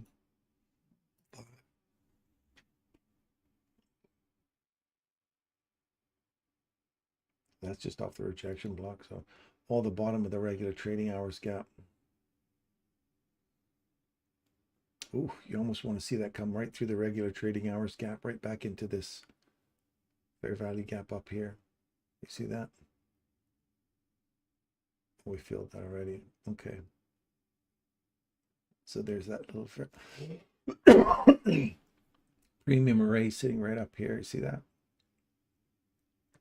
So for me, if I was bullish on a 5-minute chart, I'd have to be bullish after you break through this, come back, find support at that becomes an inversion. Then I'd get support at it. Otherwise, you come back, find support at it here and go short. That's the classic fair value gap resistance play to go short. So I'll be careful on that one there, Paul. I don't see a heck of a lot unless you're just using this mean threshold as your line. You'd have to explain to me what your thing is. It doesn't really make much sense to me there. I'm out of that. Okay, good. Listening to you try to answer.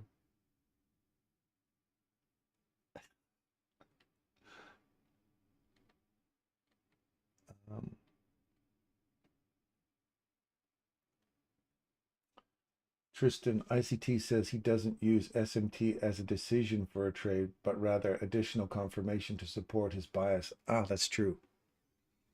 That's true. I remember him saying that.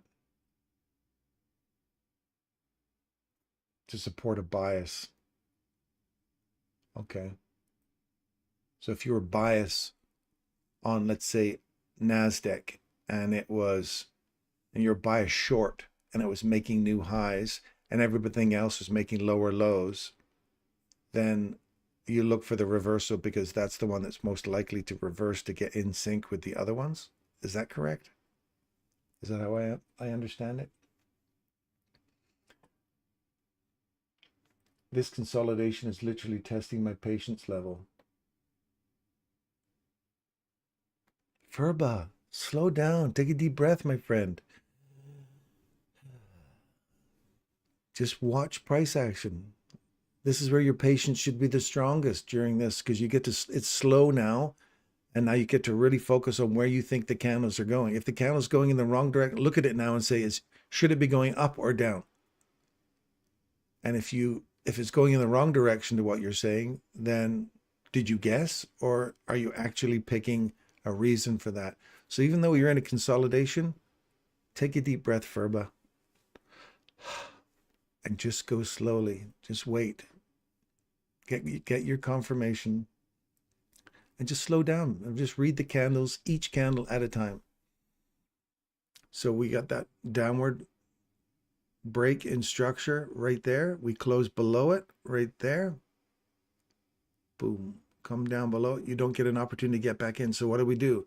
If I don't get an opportunity to get back in, I look for the breaker. As soon as we close below the breakers on a body, ideally like this swing, I like to see it close below the swing. And then if we return back into that, you go short from there. So if you use this body trading below that there, and you've got this one pops up inside it, you're going short, you're catching that one on the short.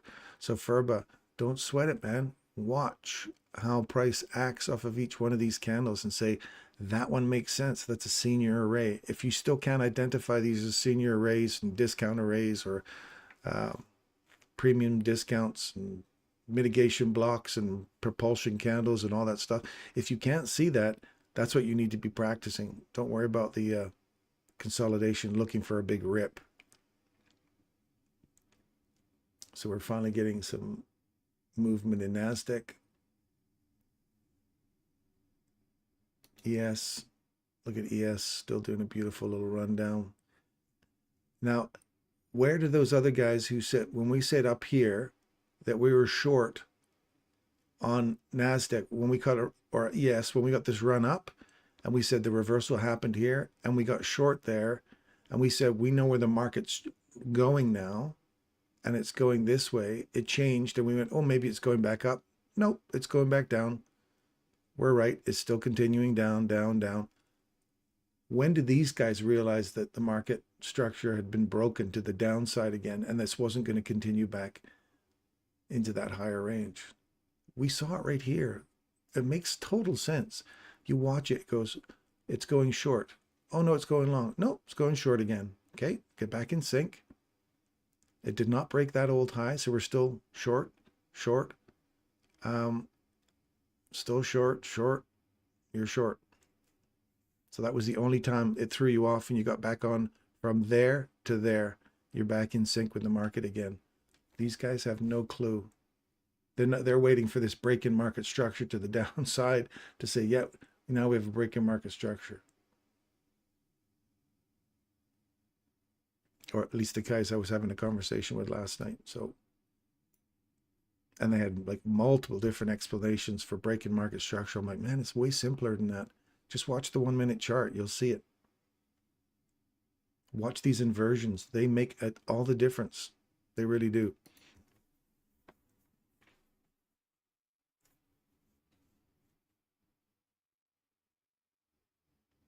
This consolidation is literally testing patience. Market cannot turn from random levels. My target is 18,231. 18,231. You're going long?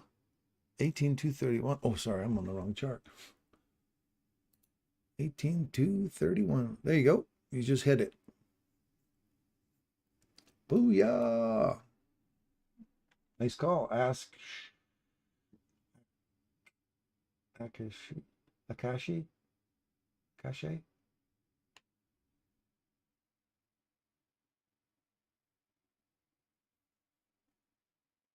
How do you say that? Akshay? Target is 18,231. Yep, you just hit it. You hit his target. Good for you, man. Oh, Iron Man. I'm listening to you, but went long off the inversion after taking profits in the short. Out now. I'm listening to you, but went long off the inversion. You went long off the inversion. Like you went long off of here, or you went long off of here? Because if you went long off of there, I could say that. It came back and it took you out. You saw that one. That's why I was kind of saying I wouldn't take this just because they're overlapping. Wait for something to confirm it. So you have a body break below, and you don't. I wouldn't have got in there anyway because it didn't come back to get me in. So you look for this to break, and it did to the downside. Give you one more opportunity. That would be the time you say, good, we broke the mean threshold on the close. Come back, give me one opportunity to get in there, and we can capture that as a rundown. It didn't work, so I'm not quite sure where you've got in your. Were you contrary to what I was saying, Paul, or were you aligned? Did I throw you off there? Mohammed, mate, your German accent is spot on. That's funny. My buddies and I, because we drive BMW motorcycles, every time we get on them, we turn into Germans. We talk about, and with total respect, we love German engineering. We hop on our BMW motorcycle. So we are going a ride on our BMWs now. This is beautiful. We are rolling through the countryside and we are looking at some beautiful scenery. And we got our headphones on and we're talking to each other like a couple of Germans all the time. I love Germany. I love those guys. They're awesome. We are looking at lows to see a divergence which might move higher. If we are looking to sell, the weaker one would be the one that did not take out the highs. That did not take out the highs. Makes sense. Your chart is lagging mine and I'm trading normal macro times with my model. Okay. Russell, there's always some latency with live streaming. I think the only way we can beat that, you guys, is if we did this on a Skype channel where you actually see it live. Yes, that's true. Good reminder. Along those lines, yes, enjoy the journey. Can reverse from 18,220.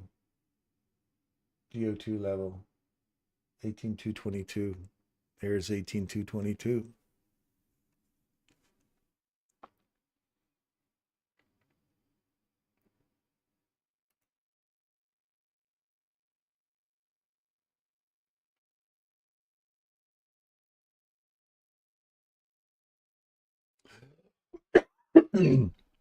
I do like what you're looking at there. See how this fair value gap just filled at 18,215. This is the swing. Body goes above it right here. We come back, visit it here on the 15-minute chart. Fractal, a fractal example of a swing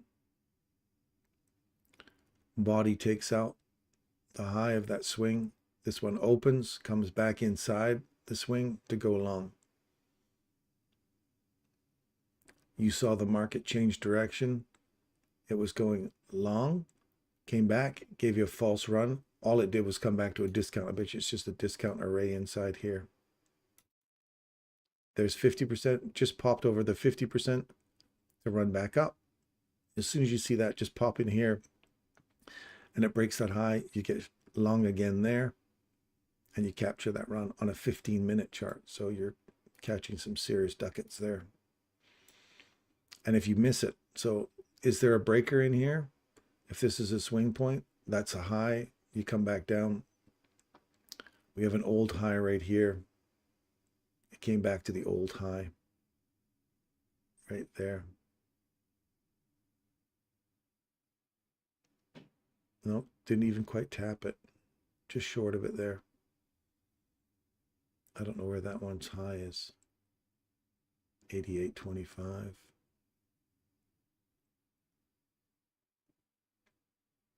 So that candle's high was this candle's low. Just enough to catch that.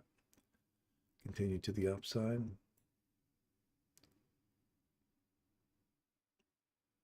See how this right here is the swing point?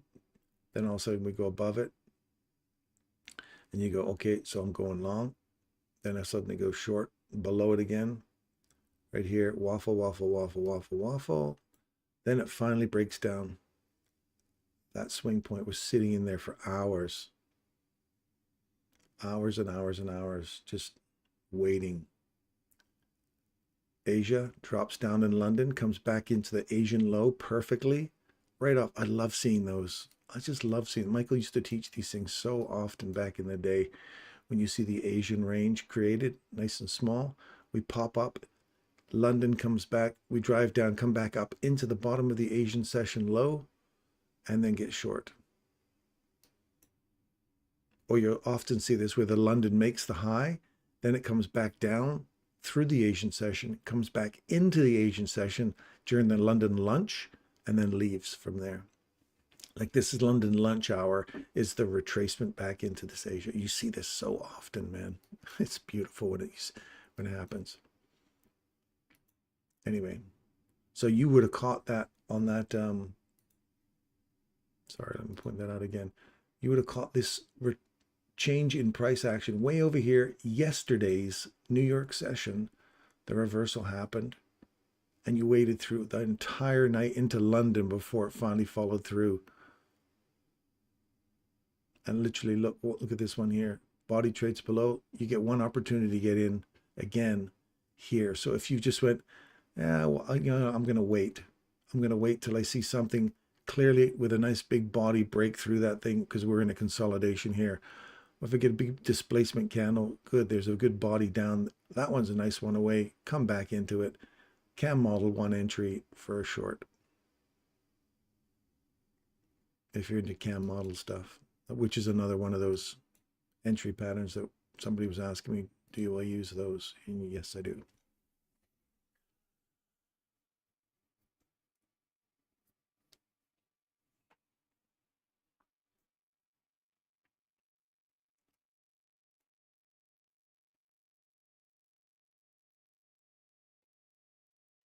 So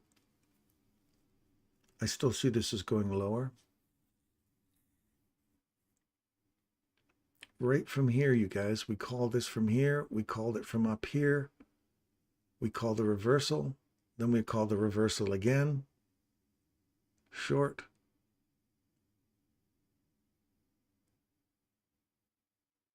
All because of these key levels. Now you can't tell me that we didn't recognize we stayed on the horse that whole time.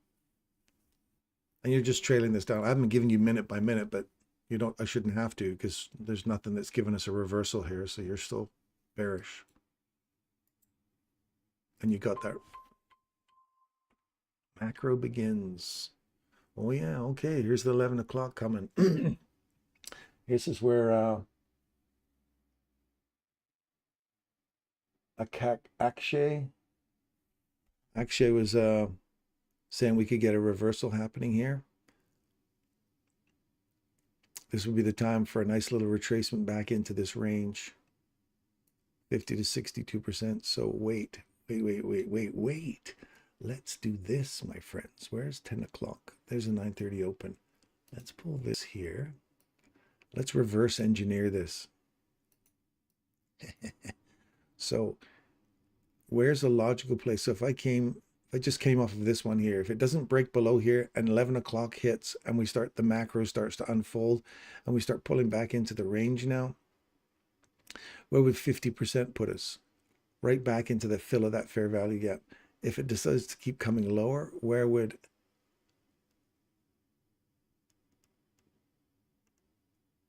let's line it up with there. 50% puts us back into here. If it gives us a real big deep push here, can 50% push us right back to that breaker again. So here you kind of just look at these key levels, and then you have to compare them over here, obviously, to something that supports the downward run, like right there. If we did that one.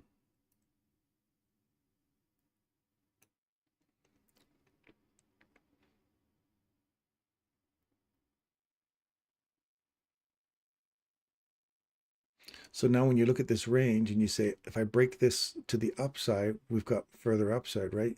Yeah, so make sure you're aiming for here, that rejection block, because you're counter trending this now. So you're trying to catch a counter trend. Well, you'd have to be above this reprice rebalance right here.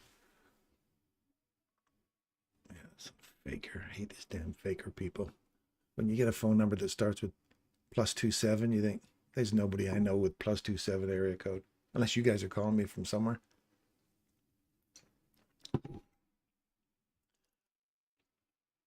So you wait for this and you think, all right, where would be a logical place for this to come back to at 50 or 62% if we're looking for a retracement at 11 o'clock?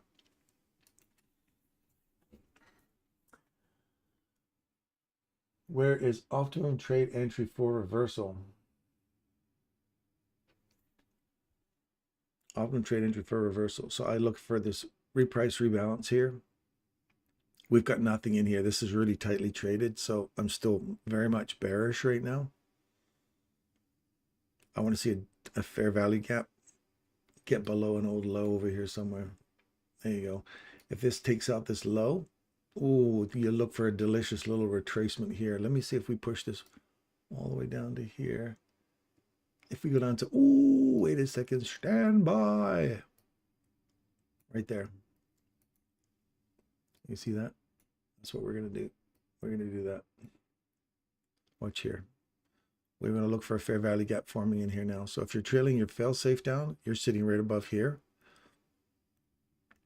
And now this is all working all the way down here. I'd like to see a fair value gap form in here.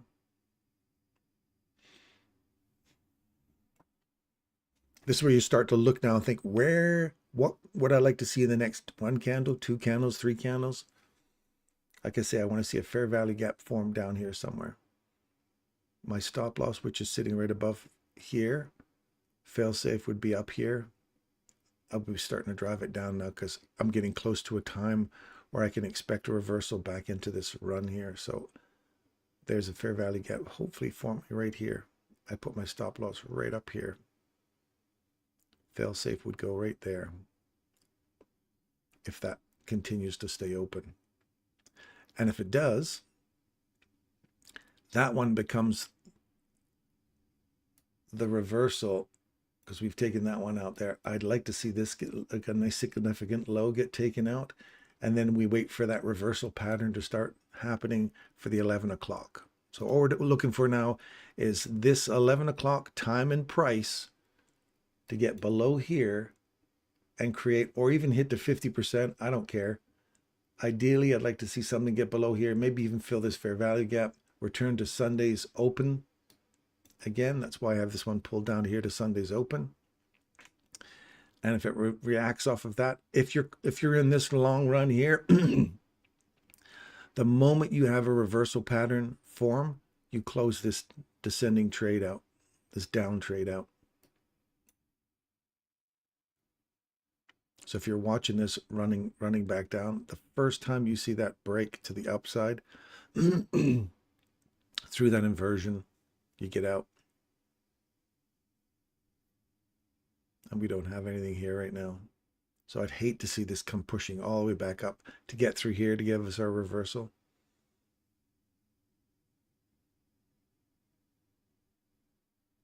But just keep your eye on this. Keep your eye on that, because 62% puts us there. What if this was the 50 puts us here, 62 puts us right at the top.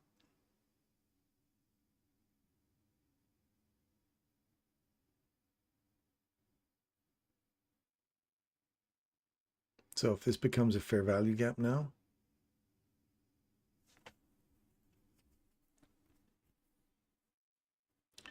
this is where you start to look for reprice, rebalance. So, oh, look at that. You see it right here? I know it's tiny, and maybe you think I'm just fishing for it, but look right here. That one closes at 1550. This one closes at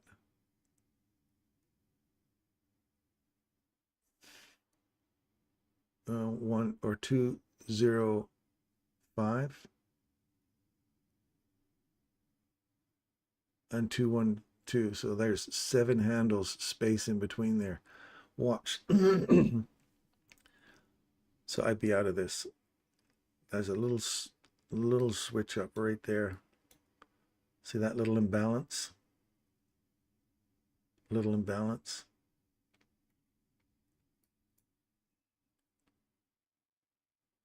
At a time we're expecting a reversal. Let's watch to see if this actually makes it all the way up here, or if we don't get one more return back into. Look for this area here. See how close we were to getting that, coming back to a retracement. Watch here now.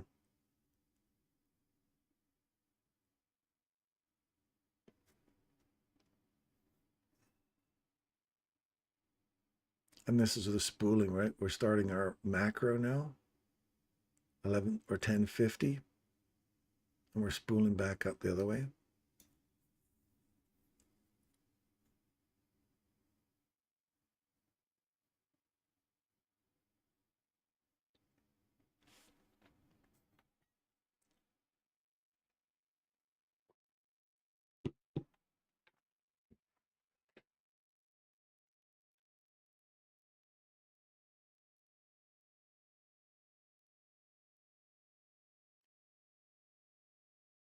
Today I am almost break even with less than $10. I'm closed for today. It's a stressful day, so I am not interested in trading anymore. Okay. That whole thing you just said there, Furba, was all stress and dollars. Nothing about my setups don't seem to be panning out, or I'm not seeing setups. My setups haven't appeared. All you said in that whole sentence was how stressful you are and how much you're focusing on money. You hear that? Just a comment. You should be careful about where your focus is on money. I understand that you need some, but your focus is on money, break even, and stress. Nothing in there said, I'm not getting the setups I'm looking for. I have to tweak my setups. I feel like I'm getting close. It's right there. I see it, man. And I'm just missing out on it. And I got to find a reason for that now. My guess is your focus is more on money than actually a setup, a clean setup that you're happy with all the time. So keep your eye on that area. We could come down through that one more time, all the way through the bottom. There's like a 58. We're through here. Watch to see if this is there's a little imbalance down here too.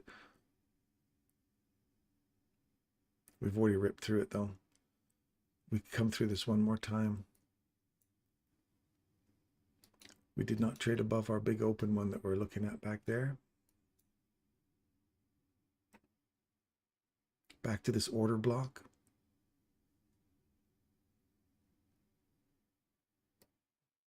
All right.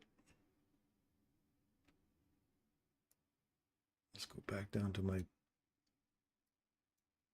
Sunday open.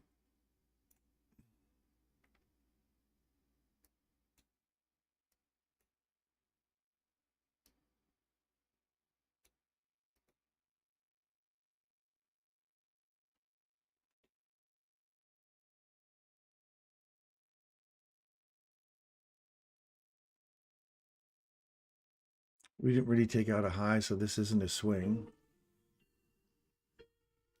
Look for a reversal on the top. So here we are getting to the bottom. Now this is a nice little swing. See that imbalance right there? This would be a nice place for a reversal.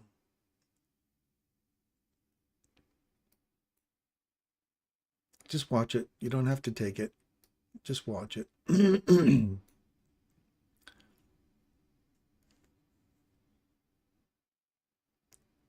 want to see a body get above this and then come back down into it. And if it rips through it, comes back, take the breaker. And this is right near a time we're expecting a reversal to happen.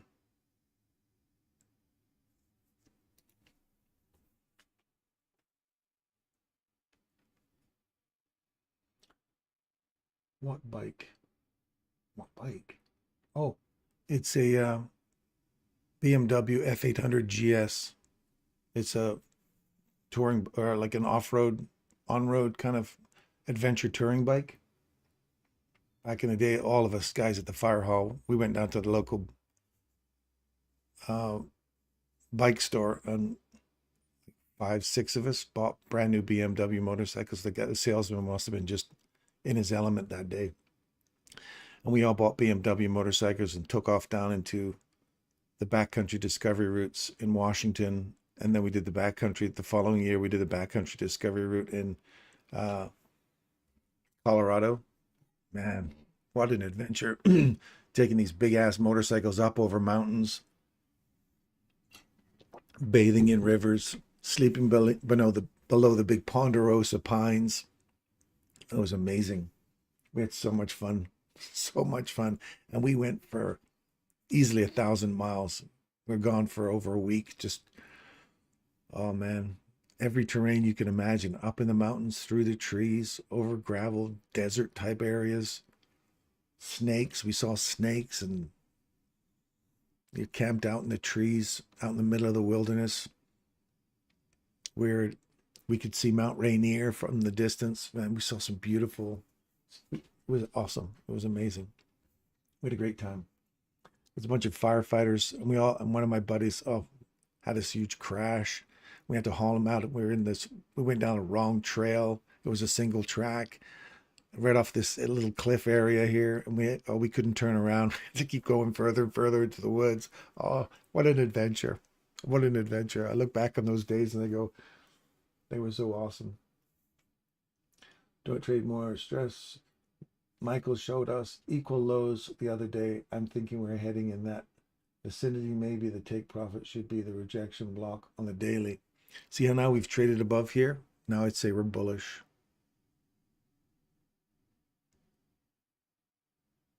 But bullish inside this range here now. Again, this is the 11 o'clock reversal that I'm expecting. That's what you're looking for. Confirmation, go long. Just came back in there and tapped it, like a little short. So I'm looking to go long. And this may be a counter trend trade right now. But I'm bullish right now until that trades below me, comes back in, then I'm wrong.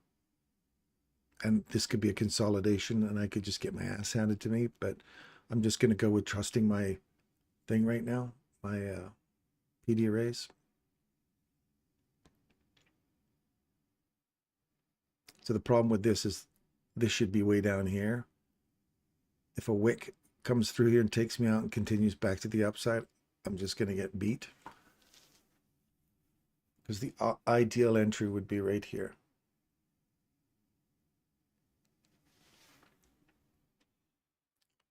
I want to see a big bold candle get up, come back, tap this thing one more time, and then continue back for the 50%, 62%. And as soon as it breaks this high, I will be like, Shlamo. Go to a zero stress trade as quick as you can.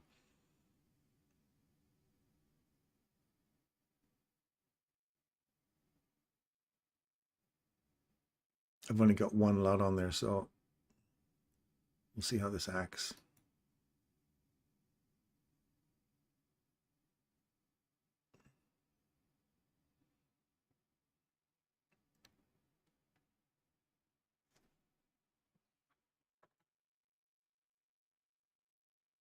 And don't take this trade just because I'm taking it. This is all demo money. I'm not even doing this in a live account.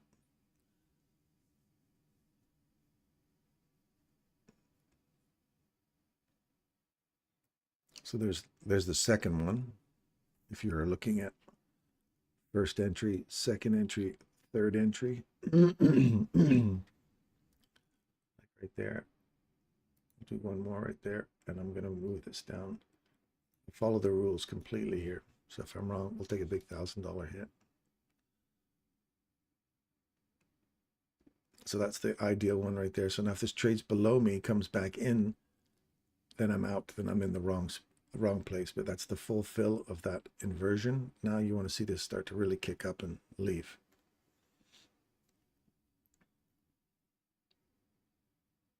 And as soon as it does, I'm going to go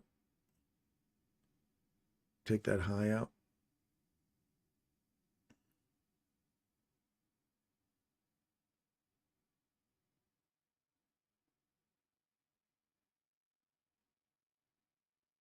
I'm going to move right into here anyway. I'm just going to pay for that trade, 35 bucks. I want to see this go. Get out of here now. Stop dicking around. So now you go into a zero stress trade situation and let it run. Let her buck. It's come down. It's tapped that multiple times. It shouldn't come back down and tap it again. If it does, I'm out. I don't care.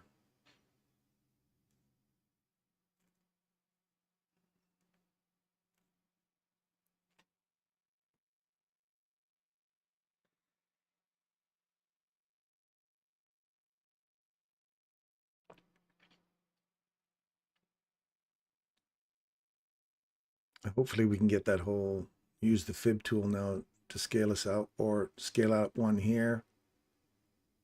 It'll take me out now. If it comes back down to the bottom of this one more time, I'll put those in again.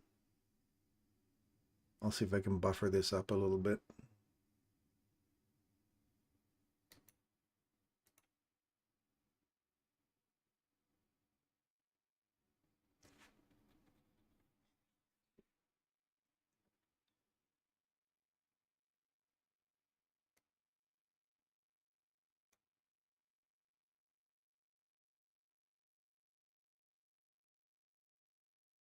Close, get these things out of here so it's not interfering with my analyses.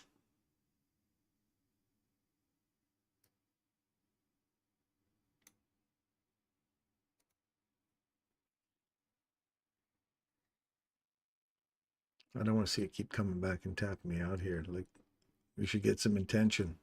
See how it's banging around in here like this? Get out of here. Otherwise, it's going to roll over and start coming back down. So you just go for zero stress, pay for the trade.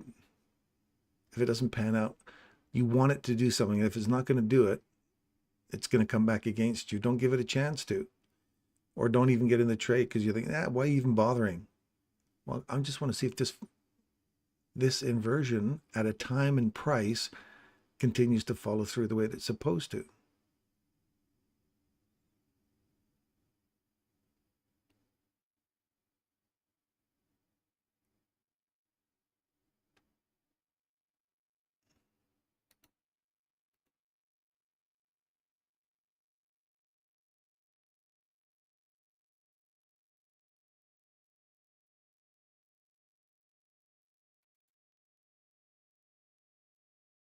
I'm just pissing around now. Take 15 bucks here, 20 bucks there. I was thinking about my friends from Morocco there. I was telling me about makes 25 bucks for 8 hours work. We just clicked a $25 trade in like a couple of seconds. Man, really brings home a message. See how the body's not trading below that yet? So I'll wait and see. You got 6 seconds. 2, 1. Now you're below it. Popped it back up. Get out. Because now you're bearish.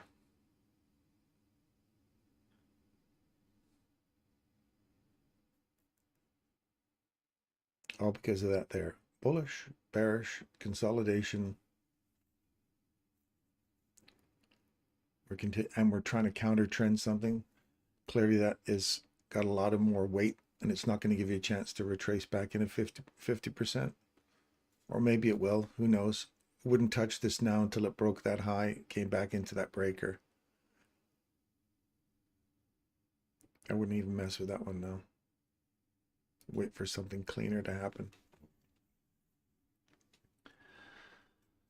NASDAQ is really heavy, isn't it? Yes, it is. Imagine we go for the lows. ICT was talking about Wednesdays.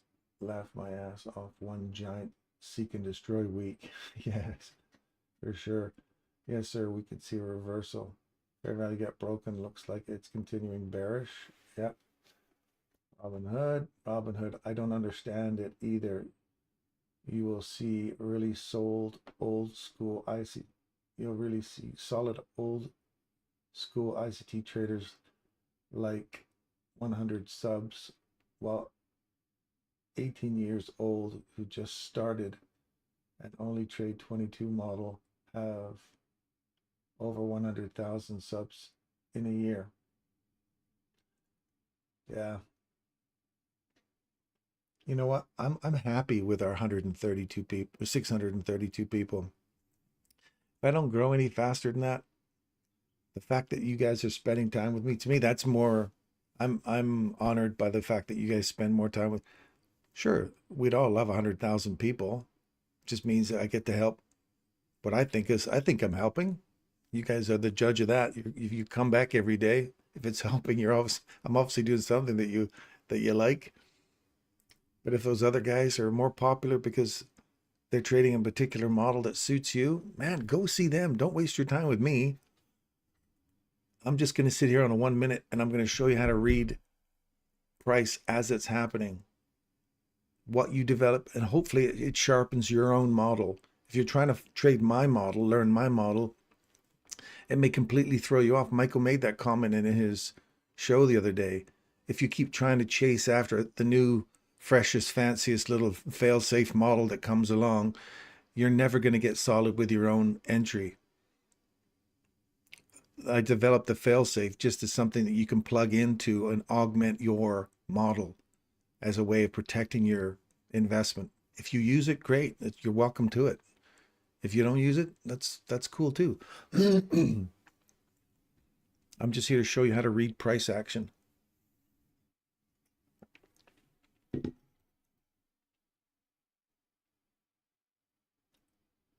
Sir, next target is 18120. You think?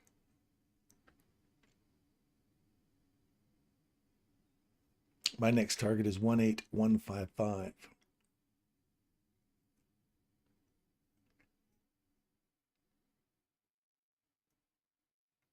Right now, I don't have any targets because we're just sitting sideways. We're stuck inside that little, are we going higher? Are we going lower? Bullish or bearish? Right inside here. So we'll get rid of that for now. And we'll make our charts clean. We'll keep them up clean here. Bullish or bearish? Where do you want to be? I'm bullish. I'm bearish. I'm bullish and bullish. Change your mind. Change your mind.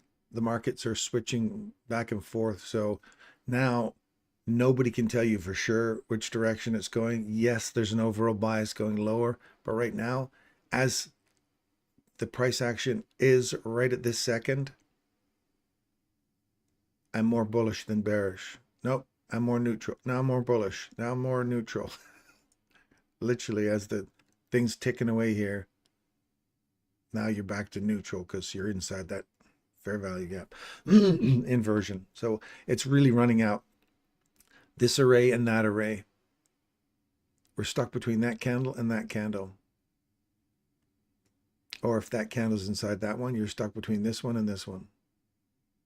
If you're into the bigger range. If you're into the smaller range and it's compressing, it's got to bust out of here, start going higher. And if it does pop out of there and come back to this guy here, then you can get long, back into the 50% of the range again. Because now you're bullish. Now I'm bullish because it broke above. And you may change your mind if it goes bearish again. So you just got to be, you got to find your point in which you're going, okay, now it said right here on that candle that it's going long. This one here said it was going long. Then it said, nope, now I'm going short because I'm just going short to this order block here. Then it says, all right, now I'm inside. I like that guy. I'm coming up inside him, coming back down. Now I'm stuck between this guy and that guy. And I literally went inside that, both of those inside that one candle. All right, so now the algorithm says, I've got to get out of here. I've got no other arrays to bounce off of. So I've either got to push up to rejection block again, a higher array, silver bullet time, higher array. So there's the equal highs, and come all the way down to a discount array. Or I got to start really slamming this thing up here, go higher. If my intention is to get out of here, I got to get pushing. Otherwise, you're stuck in this, marred down in this. These candles get smaller and smaller, and they just, then all of a sudden, you'll see it take off.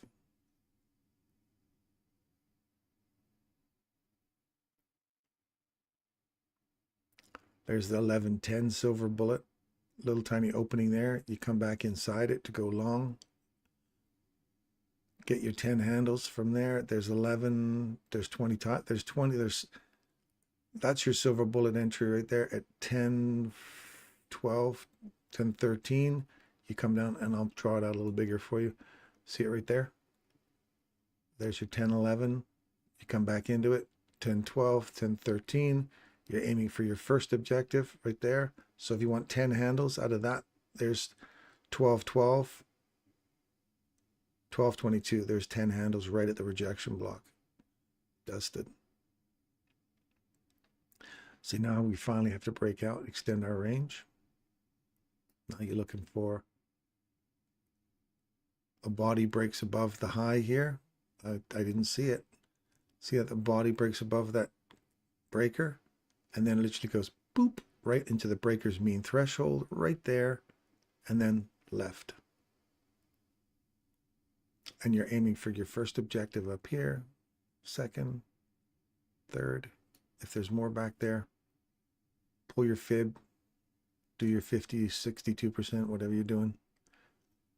I missed up. I was calling for it. Too busy yakking. Didn't see it till it too late.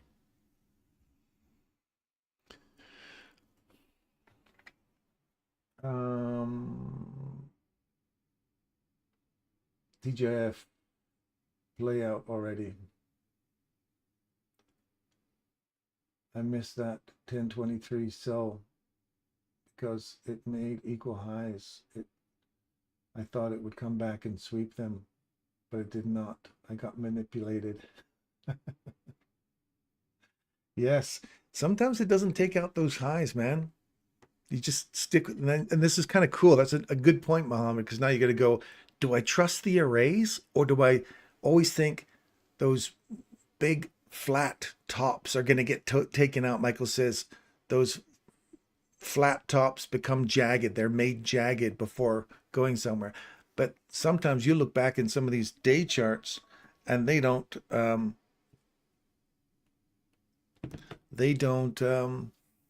come back and make those flat areas jagged for weeks, months. Look at the Japanese yen, for example.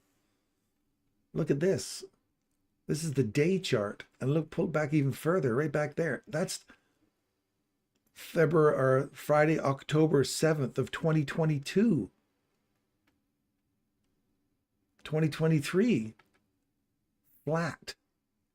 Flat. All the way up to March this year. Flat. And then finally, 2 weeks ago or 2 days ago, it finally broke those old highs. And look what it did. It literally come running back. People are like, it's taking the highs. Hell no, it's not. It's hitting the rejection block and coming all the way down. It's hitting it, bounce, bounce, bounce, bounce before it finally launched through. So they don't necessarily always say, yes, they're going to go equal highs are broken right away. They're not. They can, here you can see this is several years before it finally took those highs out on a weekly chart. So anyway, just trust these inversions, man, or don't. Find a method that confirms that we have a break in market structure to the upside. Now you say, okay, now I've broken these upside structures. Well, how do you get in now? We saw that the break in structure happened right here. We broke down, we came up above it. That was our pinch point, or our linchpin, as I call it. Our linchpin's high, it's low. It's high, it comes back, it confirms here. You get one opportunity, two opportunities to go in long again. But do you go long again when you've been taken out once, taken out twice, and now do you trust it a third time? You go, no, I'm not. Well, I'll wait for it to get above here. We get the second opportunity. All right, now it's going. But you have to trust them. And if you don't, then see more of them. Whatever your meta program is that convinces you to believe those arrays work for you, and you need to see it a dozen times, then wait. There's plenty of times you'll see that we're on a 1 minute chart. You'll see it enough times.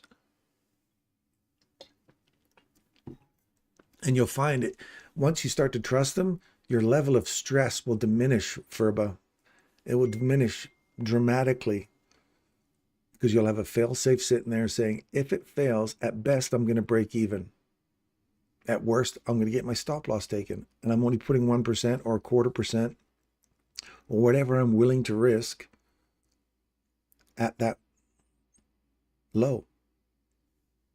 And you got to stick to that. If you violate any of those rules, you're not following your rule. You're stress trading. You're trading on dopamine. You're just click happy. You want to just get in on a trade, and you're not working your plan. You're not working your trade. Would you enter off the inversion fair value gap as well if we rip through the SIBI? If I work through the SIBI, would I enter in off of that?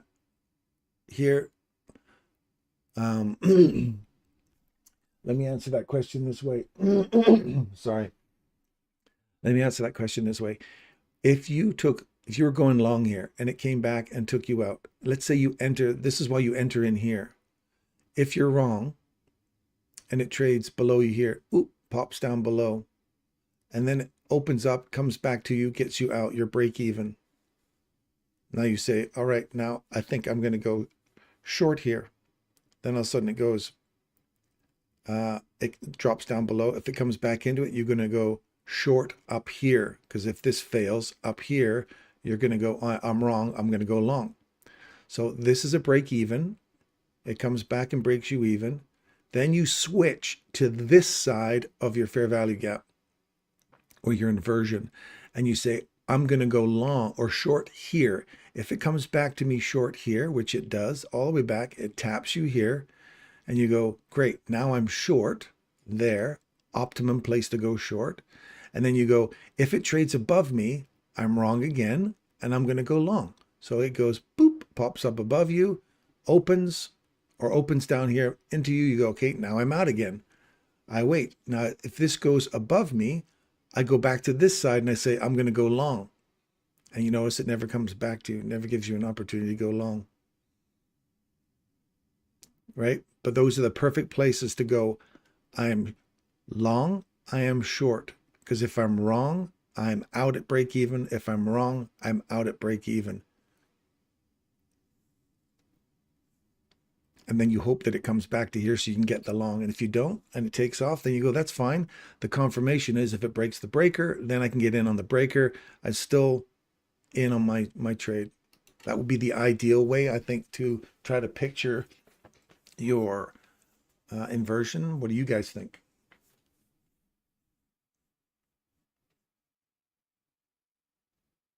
Sir, have you done as well as Rip to the City? Sir, have you done a bike tour outside of your country? If so, which ones? Just the United States. In Canada, I'm from Canada, so we went all the way down into Washington backcountry discovery route, and then we did the Colorado backcountry discovery route. Then I had back surgery, my first one, and then after that it was I just kind of cruising around on my motorcycle now because I don't get a chance to. My back couldn't handle all that crazy shit we used to do. Oh, I would love to do some European stuff. I'd love to do an African BMW run. That would be tons of fun. Nice bike. My guitar teacher has the same bike. Candles not closing above 18,222. Consequent encroachments 15. Fair value gap. Still waiting for a structure shift. Ah, you're waiting for a structure shift. A break in market structure. Where, Arish, what is your break in market structure? Is a break of a recent swing not a break in market structure for you? Where is your break in market structure for bullish or bearishness? This is the thing. This is the thing I'm interested in, how people look at these charts and say, where is your confirmation? And I'll show you on a 1 minute chart where that confirmation happened long before where you thought it was. Not that you're wrong. I love the fact that you need a stronger confirmation, not just some little lame ass inversion here. And I love it. So just if you could explain to me exactly where's your confirmation, Arish, for your break-in structure. I'd love to hear that.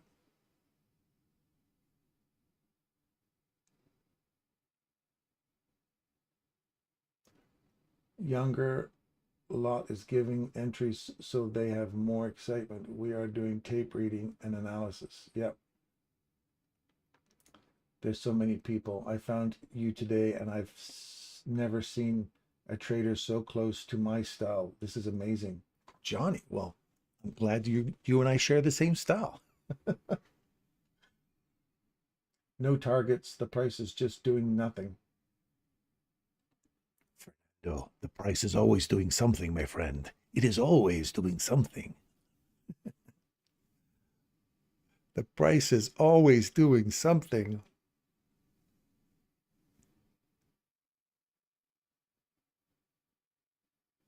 What's this right here? Anybody see this candle here? And say, does this candle play a significance for me? I guess not. This is a swing point. You'd have to look at this one here. Why is this candle important? By pure definition, why is that candle important? And not that one. It's the last up close candle. There's a swing here. There's a swing here. It's the last up close candle that takes out this swing and that swing. It becomes a breaker. Draw it across. Bing. Oh, just short of it. Sorry. Didn't quite hit it. But I was thinking return to the breaker and then go. But it's just a hair short. Now some of you might go, that's a lame breaker, Darren. Yep, I agree. If you could give this a breaker classification, I give it a class 1 breaker, not a class 10, or a class 10 breaker, not a class 1. It's going to work its way up to the number 1 category. It's a really low probability breaker. This one here, they have a swing high. That swing high would be the parent breaker of that run all the way down, cleaning out this low here. Then that would, you'd say that was a nice little return to that order block if that was your parent breaker. We have structure break. We've got, see that little swing point? We have breakdown. We come back up right there. See how you close right above it? Look at that, so close. And it goes boop, gives you an opportunity to get out because we're still going long. So even if you're wrong on this one or this one, you say, I think it's going to go short again here. I'm putting my entry in right there and it closes above. You go, ooh, no, I'm wrong. Boop. Give you a chance to get out because then it goes higher. Because you go, here's an inversion. It's not a swing point, but here's an inversion. The inversion is broken to the upside. You come back inside, you tap it, and you continue further. Now, have we finally reached our 50% of our retracement that we were looking for from 11 o'clock? Look at that, 11 o'clock. Hello, 62% retracement. Did we call that back here? Yes, damn well we did. We got bounced off it a couple of times. Get back on. If you're convinced that, hey, damn, I think we're still going there, you just took a piece here, took a piece there. Done, dusted.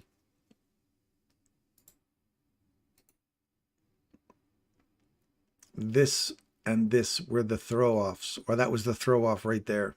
Throw you off the horse, get you back on the horse. And if you didn't get back on the horse there, you had one opportunity right there to get on the horse one more time to reach your 50 and then your 62. Do you guys see that? No targets. The price is just doing nothing. I take it. And made me $140 because I was in 4 micros. Say I made my trade, I hit my objective. Don't focus on the money. Tell me, I don't care about your money. I think I'm happy for you that you're making money, but tell me about your success, not the money. I want to know that your trade panned out, that you hit your objective or your fail safe came and saved you. That's what I want to hear. I want to hear you guys that you're focusing on a plan and not money or the emotional stuff. That's all stuff we're trying to get on the sideline. The money will come. Focus on your trade setup. And once you get your setup, that's what you want to tell me, because that's the thing I'm going to be super excited for you for. Look for the hour to take out the next high. All right.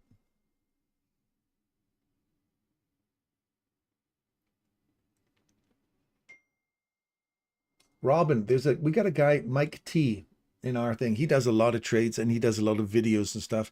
You might want to follow him because he's very successful in his trades as well. And he posts on our Telegram channel. And you're welcome to pop in there anytime we're off the markets. After hours, I usually go in there. Everybody meets up in there and we have a little chat. If you've got a chart, you've got a question, you can ask me in there, or you can ask any one of the wonderful people that we have in there. Our Telegram channel are always willing to share and help you out along the way. But again, you got to do the work. We're not going to give it to you for free. In other words, you got to put the time and effort in, and somebody's willing to help you out. If you're constantly just looking for someone to tell you where to get in, where to get out, you're looking for a signal service. That's not us. Anthony, hi. I just joined. What's your bias? Mine's bearish till 4-hour swing low at 18,088. 4 hour. Anthony Lincoln. 4 hour. Holy smokes. I'm bearish until the 4 hour. What did you say? 4 hour. 18,088. Oh, you're way down here, hey?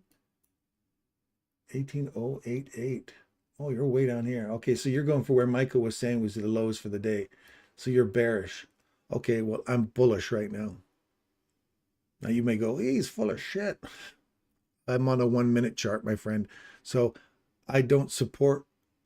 I think this is great that you're into this 4 hour run. I look at this and I go, oh, look at that beautiful swing opportunity right there. See how it trades below it? And you never got an opportunity to get in on that in the short. So you go, great, where's the breaker? Well, shit, the breaker's way down here. You're never going to get in on that and make money. right? So when you're looking at these 4-hour swing points, as soon as you see that break your 4-hour swing point on a close, look for any opportunity now at the 1 hour or the 1 minute to find your entry. So let's do this just so you guys get an idea that, you know, if you trade on those 4-hour swing points, that you can still get in there. You see that swing happening above a high. There's a swing point that happens right here above this high, and it slams down against you.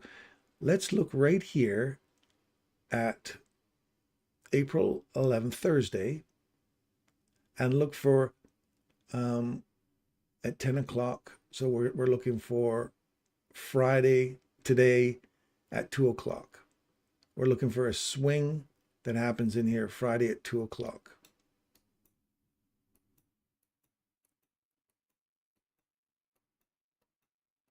So you come in here at Friday at 2.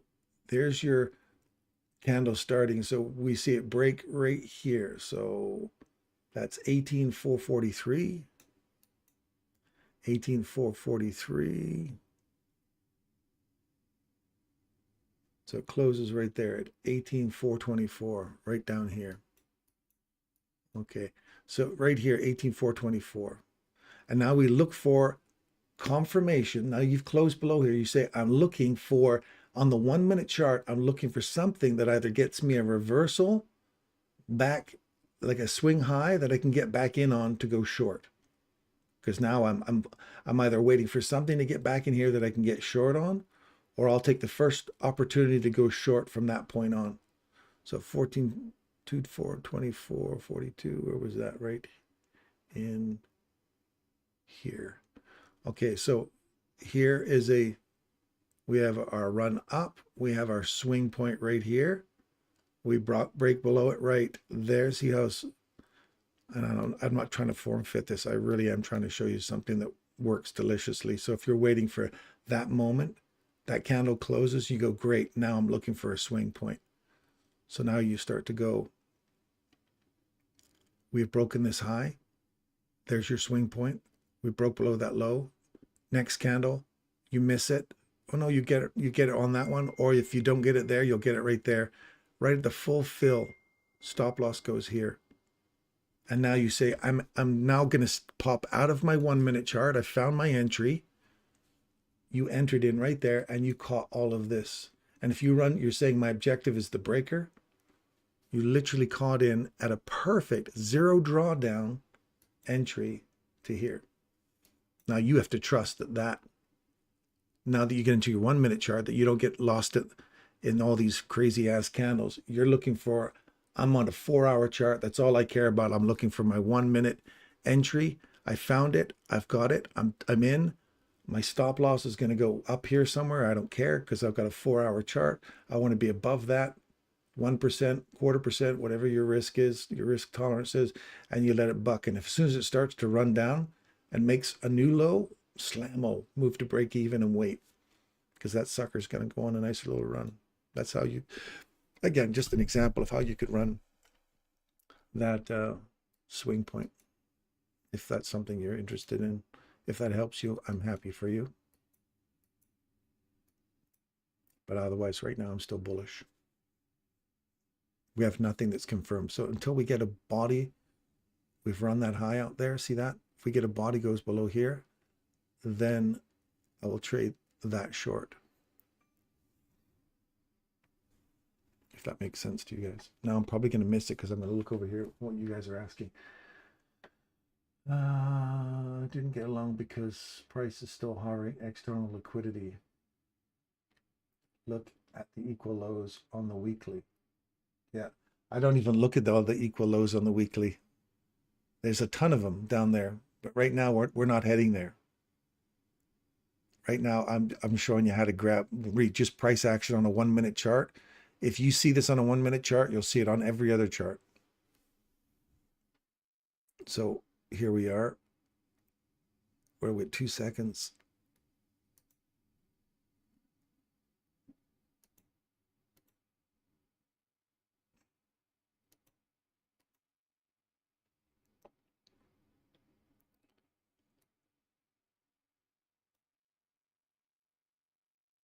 Now you got to say to yourself, it's probably, if my fail-safe works, it should never hit my stop loss.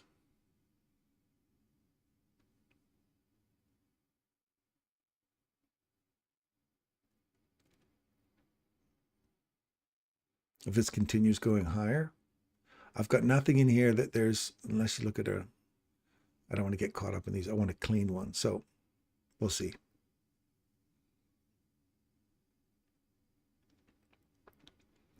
And you're not taking this just because I'm taking it. Have your reasons for your trade setup. This is just mine. Now I've seen that. I'm moving to break even. Oops. I took a loss. $5 loss there.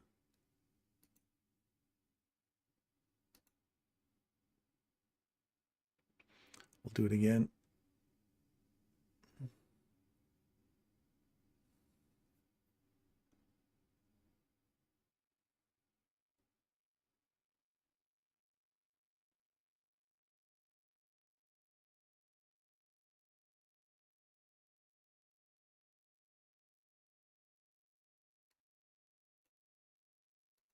So we'll see if that works.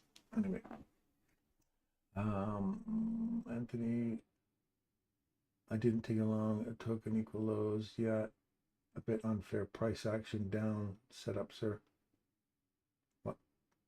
Yeah, a bit unfair price action down below. What time can we expect TGIF Friday setup? I'm not a TGIF Friday master, to be honest with you. I'm not a master setup, but usually in the afternoon around that 2 o'clock, the afternoon macro or the afternoon PM session is usually when you're looking for your high or low to happen in the day. Like I'd like to see this get taken out, get down into ooh, that mean threshold of your 4 hour would be nice. If we take out this low one more time, get down into the Sunday's open. Now you take your stop loss here and slam it into some profits.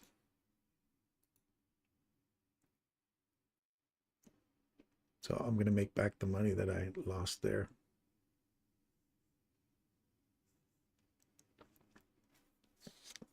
And chances are it's going to come right back into this candle right here. So I'm going to close it out and try and get another piece on there. And if it takes off on me, more fool me for getting out, I guess.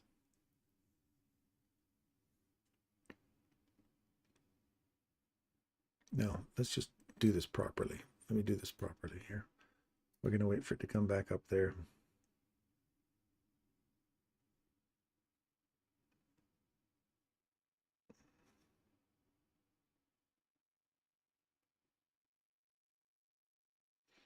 So that little trade on there, if it continues on, I was dicking around with it. I should have just left it alone and just let it run. But if you are still in it, if you guys did take that because it was your trade, it was a logical trade, not because you were copying me. Move your stuff into stop loss and turn your stress into 0 and let it run, let it buck, let it do its thing.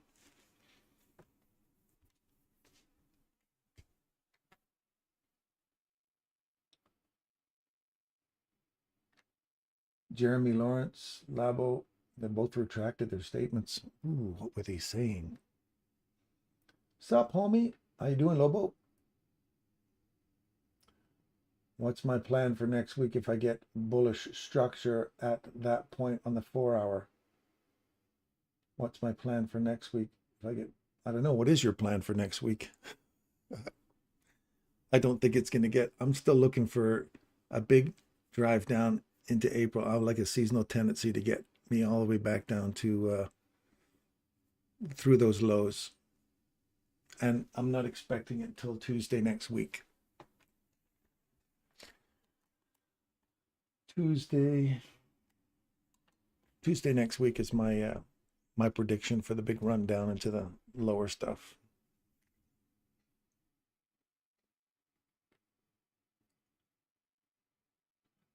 I'll move down progressively through the 1 hour, 15 minute and enter a 5 or a 1.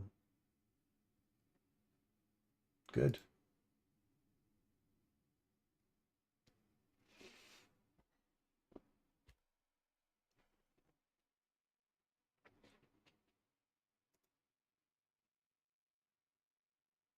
Ooh. Did you guys see that? Right, 644 people. 644 people. Look at that. It just came up and tagged me in right there. So now we're going to put our stop loss up here in case we're wrong. Oops. Damn it. I dragged it too soon. Sometimes my mouse doesn't, it lets go too soon. So now that it just cleaned me out there. What the hell's going on? How do you get out of that now? Oh, that's weird. How do you get out of that? See how it's gone ghosted on me?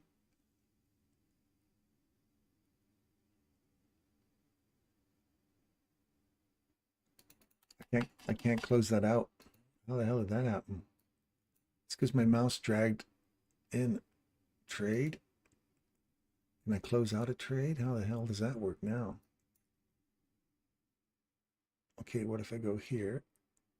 Nope. Damn it. I can't close out of that trade. Look at that. Urgh. I wanted to have some money out of that. How the hell do you close out of that now? Trade.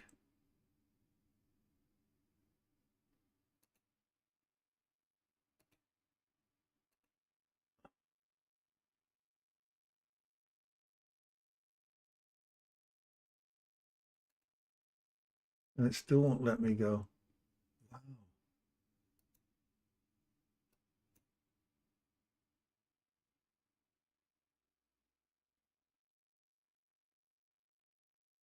Okay, well, that's screwed. Anybody got any advice? Do I just close out of this and start back on? Let's close out of it. Oh, there you go. Shit, it worked. Gotta get back in now.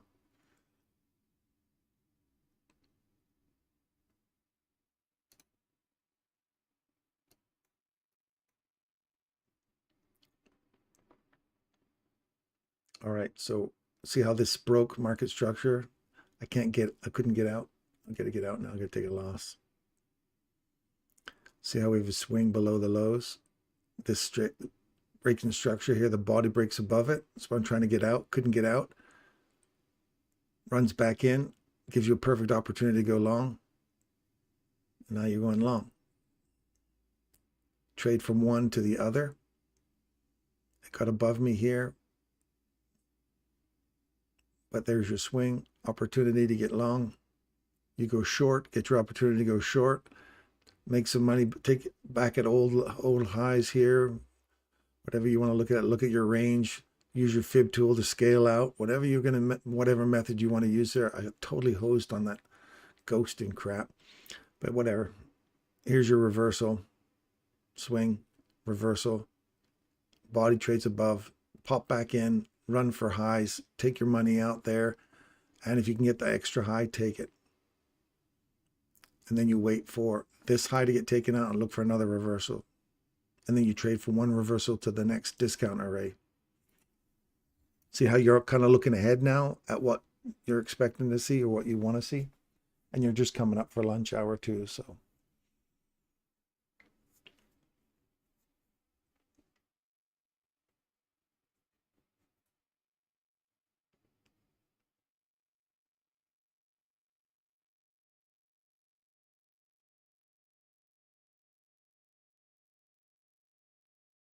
Under positions and orders. Positions and orders. Well, under orders. You could change it up, close it out there. Gotcha. Okay. Thanks for that. Thank you for that. Let's go back to trade. Oh no, I don't want to trade.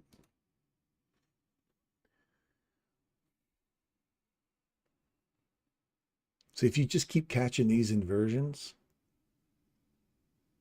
even if you say, well, that's not a significant swing below, Darren. Okay, well then take the inversion. You've got this one here, trade back to here. And if it breaks through the top of it, your stop loss is next. You're going to realize, oh crap, this is going higher. You could have got in on that. Trade the inversions. And watch them over and over again. You stick around here, you come here every day, you'll see me singing the same song all the time.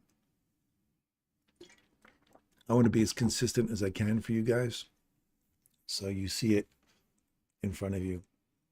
Now, see how this is breaking? We have a turnaround.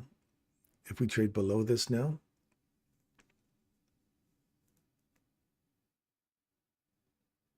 same kind of thing again, rinse and repeat. $144 people. Wow.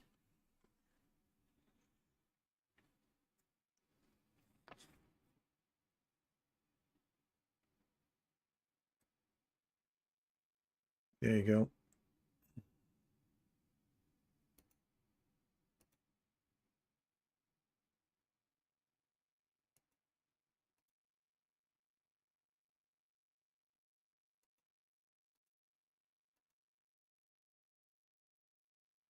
Now, hopefully you don't get it to return to here first.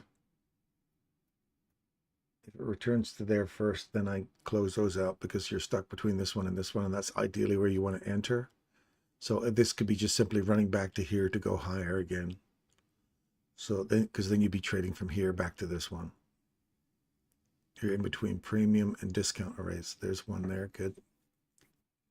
Oh, it didn't give it to me. Here's where precision can be too good. See that? It literally, this is the prom night kiss at the door and then leave you high and dry.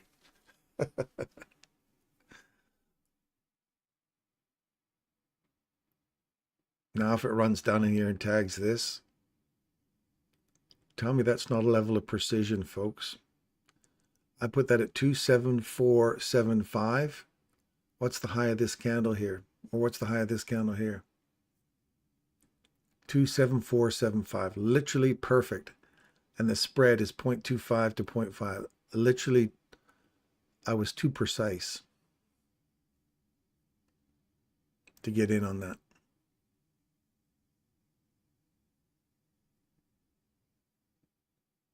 Have you ever had that problem? There you go. We're traded back to it. So now I close those out. Have you ever had your precisions too precise? And we've seen that at least 4 or 5 times this week where it's come up, it's given me a kiss and didn't take me to the prom. Didn't take me to the party afterwards. Just gave me the kiss and left. Left me at the door.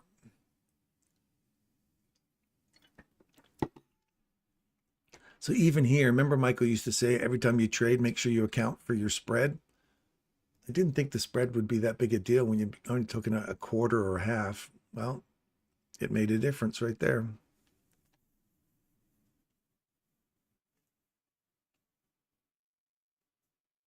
Oh, Lap, the Telegram is in the link above. Check out the link in the description above, and you'll see the link to the Telegram page, and you're welcome. Just be respectful in there, people. If you're rude or spiteful or in any way, you're not there to help people, or you're just a taker, you'll be punted. Look at that chunk. Took a chunk of my finger out there on a tile. It's like a really bad hangnail.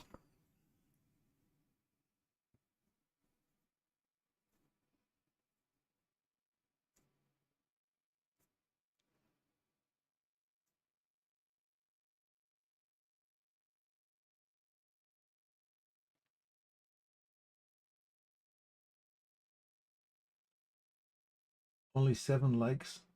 Hit the like button, everyone. I got 37 likes. That's pretty good. I think the record I've got is like 65 likes in a day, which is nice. But, you know, some people are very picky about their like button. They don't want to, I'm not hitting that like button until I really like something. That's fine. It's like you're not going to give something a 5-star review until you're 5-star happy, you know?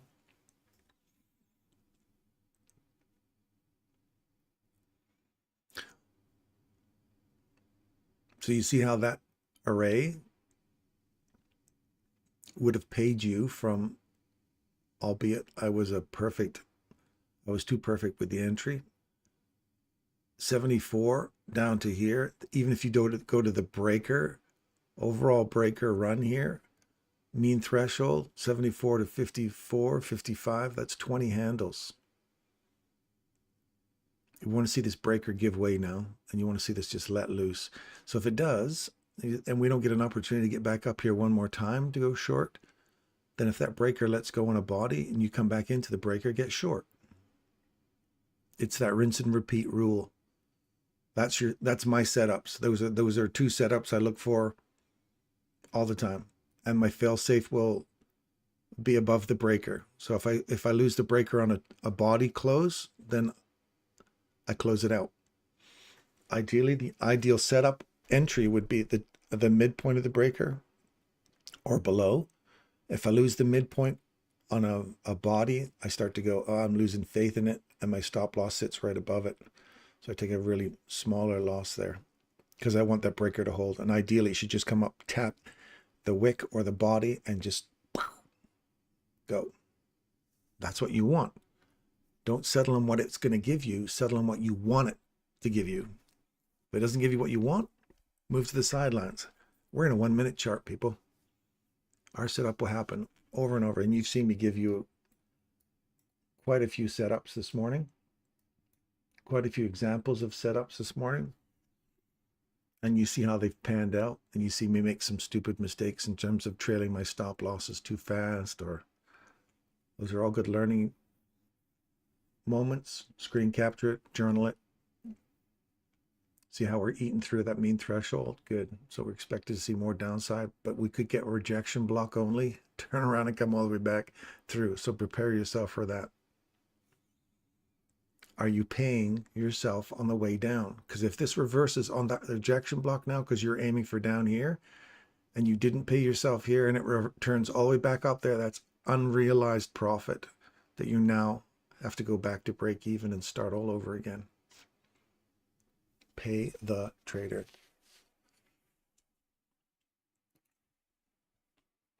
Derek, are you doing a afternoon session? Are you doing a TGIF today?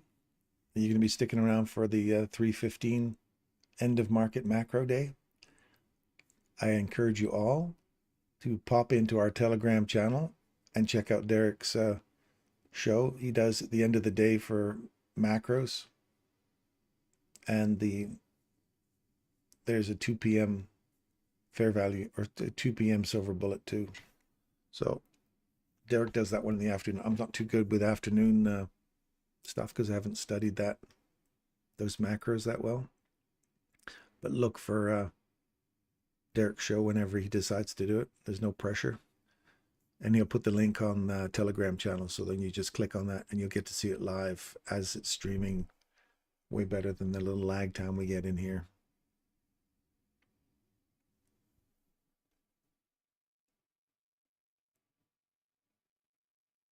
What's the name of your lap? Did you manage to get in on that Telegram channel? Let me see if you're...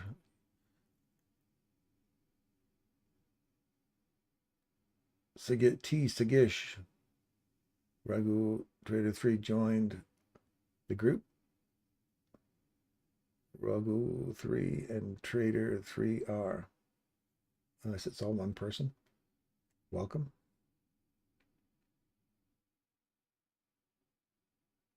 Pip joined. Welcome, Pip, to the Telegram channel. And that's my lovely wife.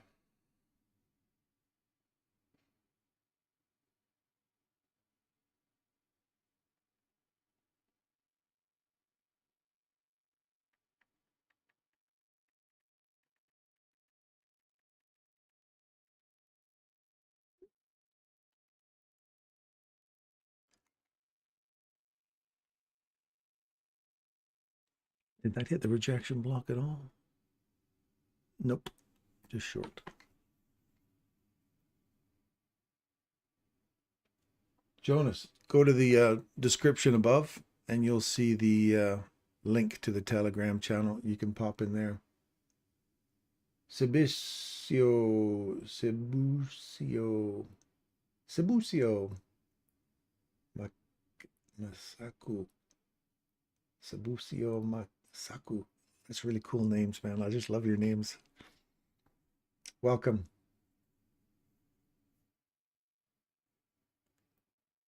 Will you take sell on overlapping fair value gap at 18,280?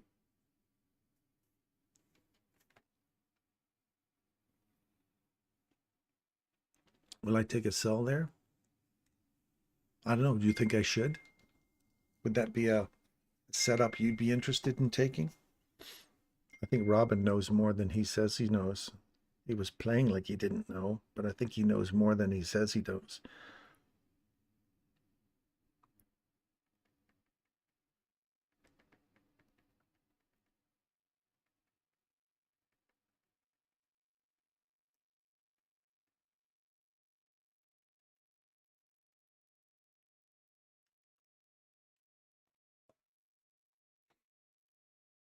Yes, if this came back up in here, I would get short off of there. I put ideally here or here. Stop loss would go above. Fail safe would go right here. I give it some wiggle room to that candle there now that we've taken that low out. I just want to see a wick here and then come all the way back up into here. This would be one of those beautiful little New York should take out the morning high or low. Yeah, we're looking for a rundown in here now.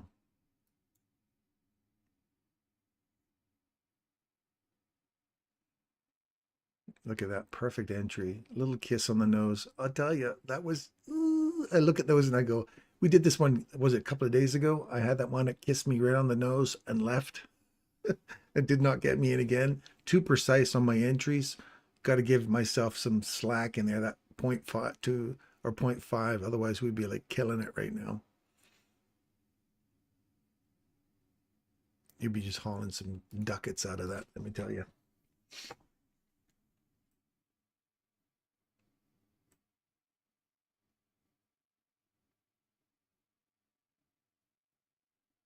Sneaky Robin, yes. Robin Hood is his name. Robin knows more than he's saying.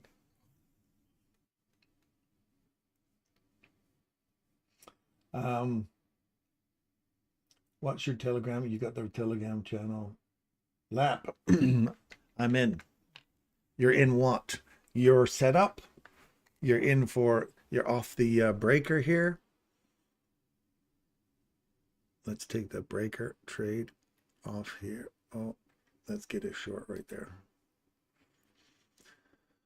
Off the breaker.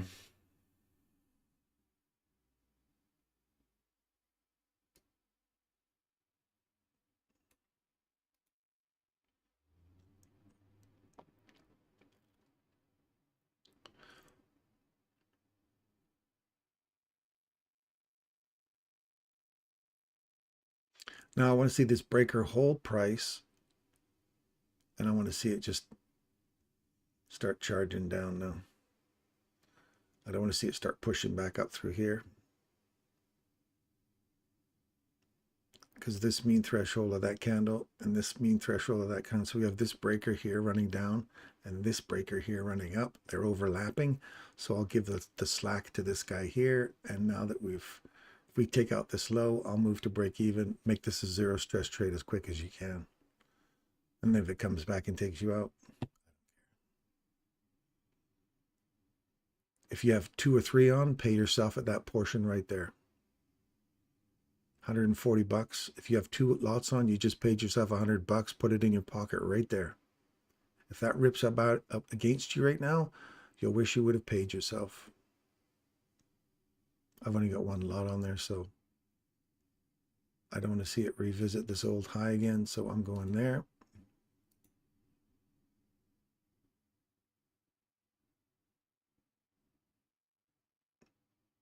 And if it comes back and takes me out, you'll wish you would have paid yourself down here. Again, if your stop loss is sitting up there still, that's cool. I just don't want to see this breaker get hit. I should be above that breaker's mean threshold. I guess I got to leave it up there.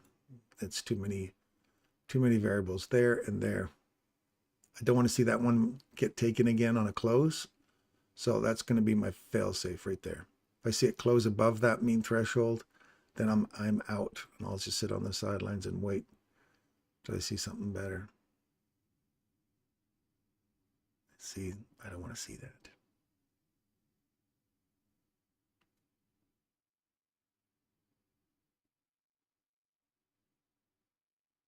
Three, two, one. That's above it. I'm out. See the mean threshold of that one? It holds. That's the waffling I've got going between the two. So if this turns over in here now and goes all the way back down, it's finding support off that breaker and not so much this one.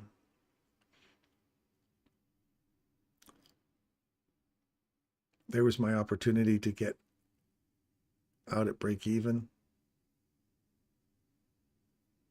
Would have taken me out there. So I'm feeling kind of good about getting out now. Now I'm looking at up here. One there.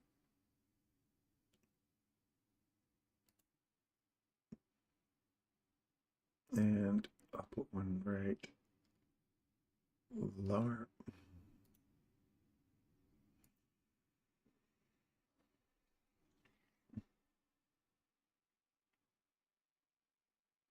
See, there's nothing in here that would give me a swing pattern back the other way. So other than this, it's just a return to that swing above me, and then I want to go lower. And it's really not a swing, is it? Because we didn't take out that old high there, which is suspect. It is suspect. So maybe I'll just get rid of that one and leave that one.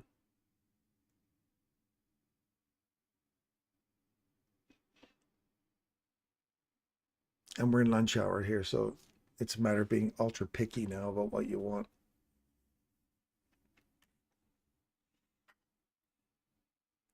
Looking at this range here.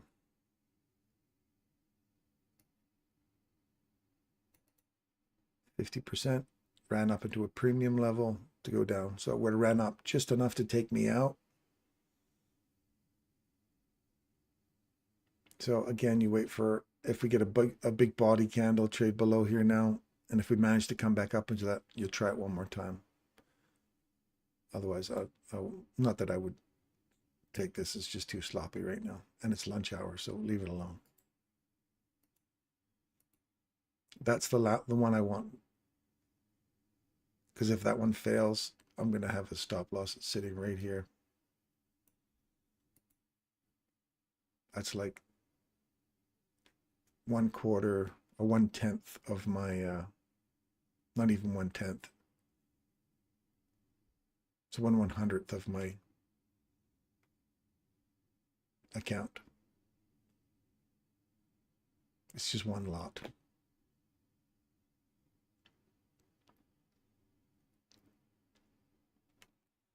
And there's nothing in here that will make me validate that that's that breaker. I should have stayed on that breaker.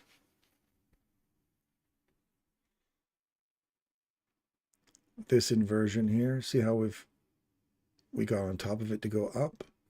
I guess you could look at it as, and I didn't see it till now. I did not see it till now. That's why you got to kind of draw them out. Kind of sometimes reminds you. We did not break that to the upside to go higher. We're still short. See, I didn't see that.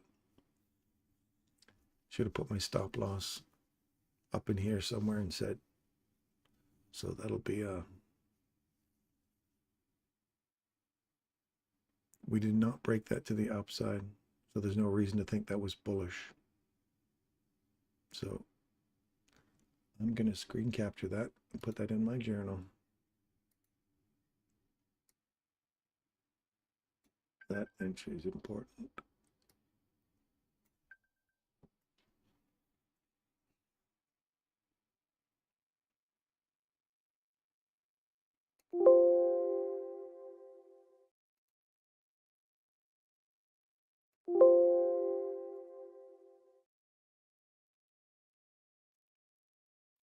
That's why I can't, that's what for me, that's, I have to look for why would I have been taken out there? Well, yeah, this inversion did not get taken to the upside for a run up here. So you could, instead of putting your stop loss on this guy, you have to extend it a bit more and make sure you give that some room to move, because if it comes back in there, you can still be short. Okay. Okay. I get it. Sometimes you just have to kind of go back and find out where it didn't fail. It's where you get some feedback now as to what you could have done better on that trade. And that's more psychology there. You're witnessing more psychology there. I didn't want to lose, because I'm looking at the money. I didn't want to lose the money instead of worry about the trade. I didn't want to give it that much room. I just wanted to protect the principal.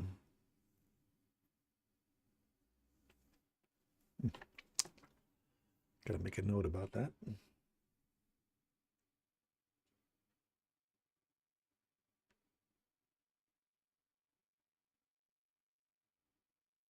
See you next Monday. See you, Simo. Have an awesome weekend, my friend. Russell, when talking about taking out highs or lows, it's important for the body of the candle to close above or below and not just the wick. Yes. Yes, yes, yes. I want to see a body, a wick. You can validate it with a wick, but I prefer to see a body.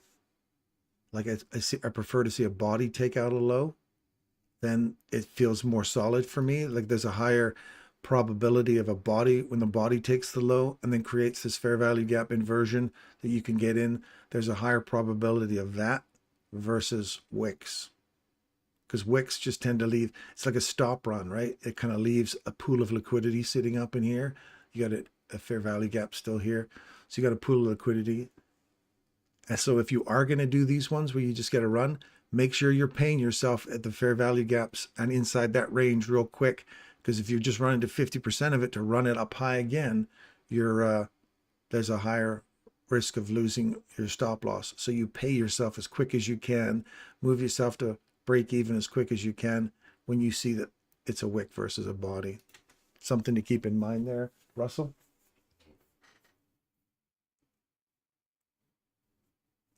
I love the way you think, Lewis. I never lose. I win or learn. And better yet, if I get them both. I learn, which makes me a winner. I totally agree with you, Lewis.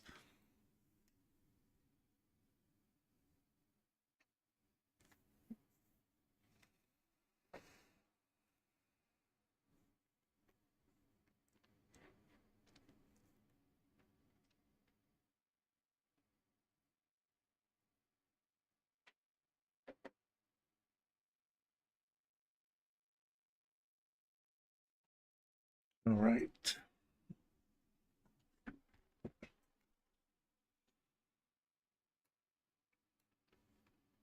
See how painful those little trades can be when you're like, it gets too perfect and you don't incorporate that little 0.25, 0.5 up there.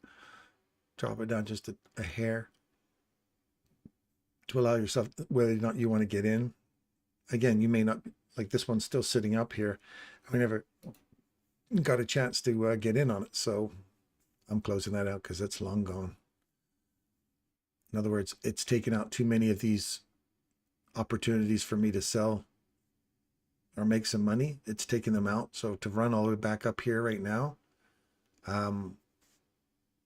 wouldn't be a positive sign for me, because that just means that the likelihood of them running out these equal lies heading back up to that old fair value gap up there is much better. This would have been so much nicer to be in this.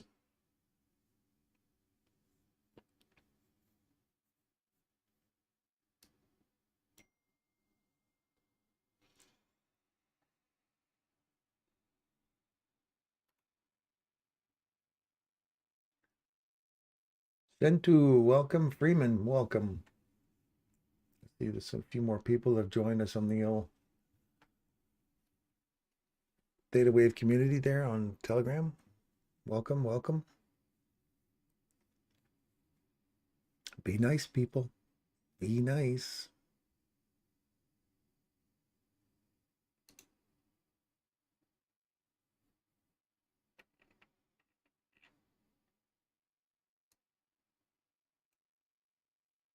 I had to go prime time today with my man, the big theta.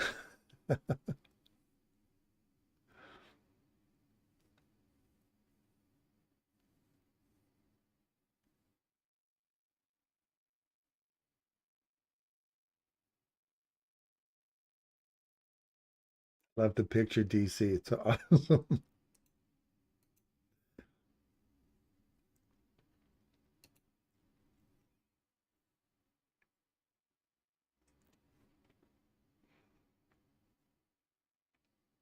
See how where we are inside this big range here right now? The large range. 62%. We're in a real good discount range now. Now we're going to run this back up into here.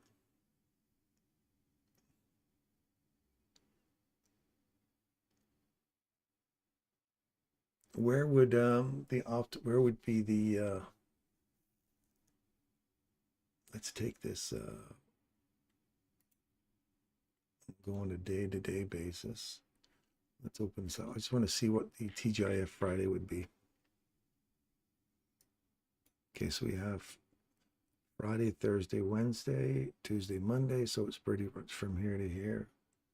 TGIF Friday looks like this. I think it's the other way around, Darren. TGIF Friday template, TGIF Friday. Oops. Let me do that again.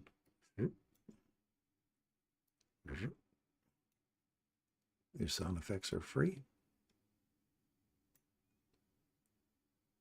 So you want to see it come all the way down to here and then pull back into this range.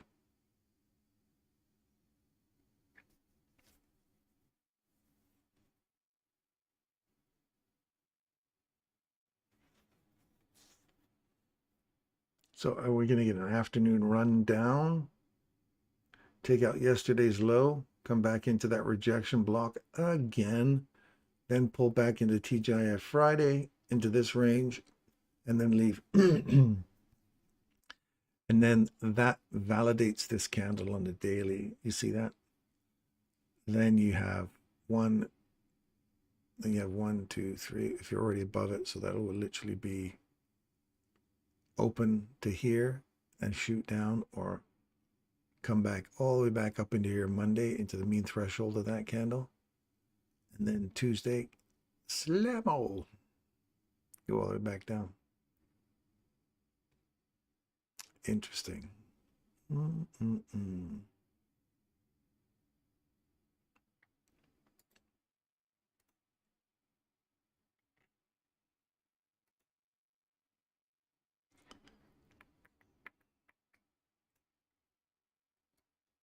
Look at that mess. Look at that, just yucksville. Once that starts to smoothen out, I'll tell you, it's going to look beautiful. Ugh, this just hurts my heart to think how close we were. Literally, the spread kept me out of that trade. And this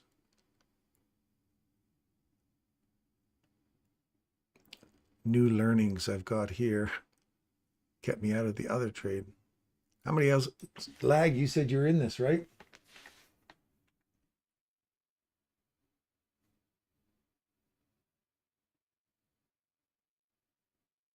I love that. I'm a winning loser. Yes.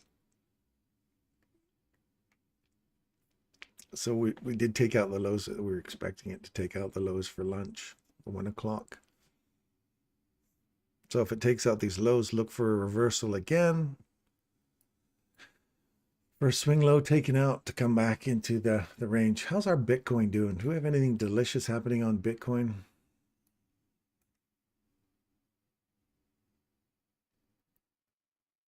You don't get a chance to get in there.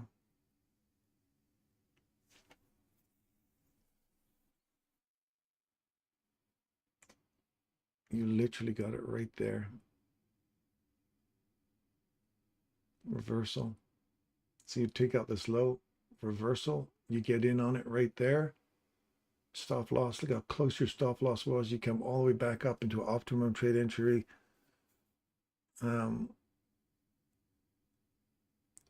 From discount to premium array, reversal, reversal to reversal.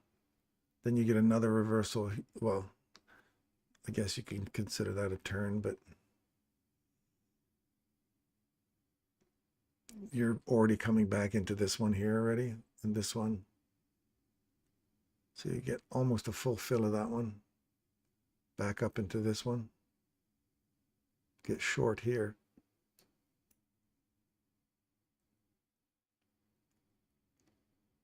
Nothing, nothing, nothing. Reversal.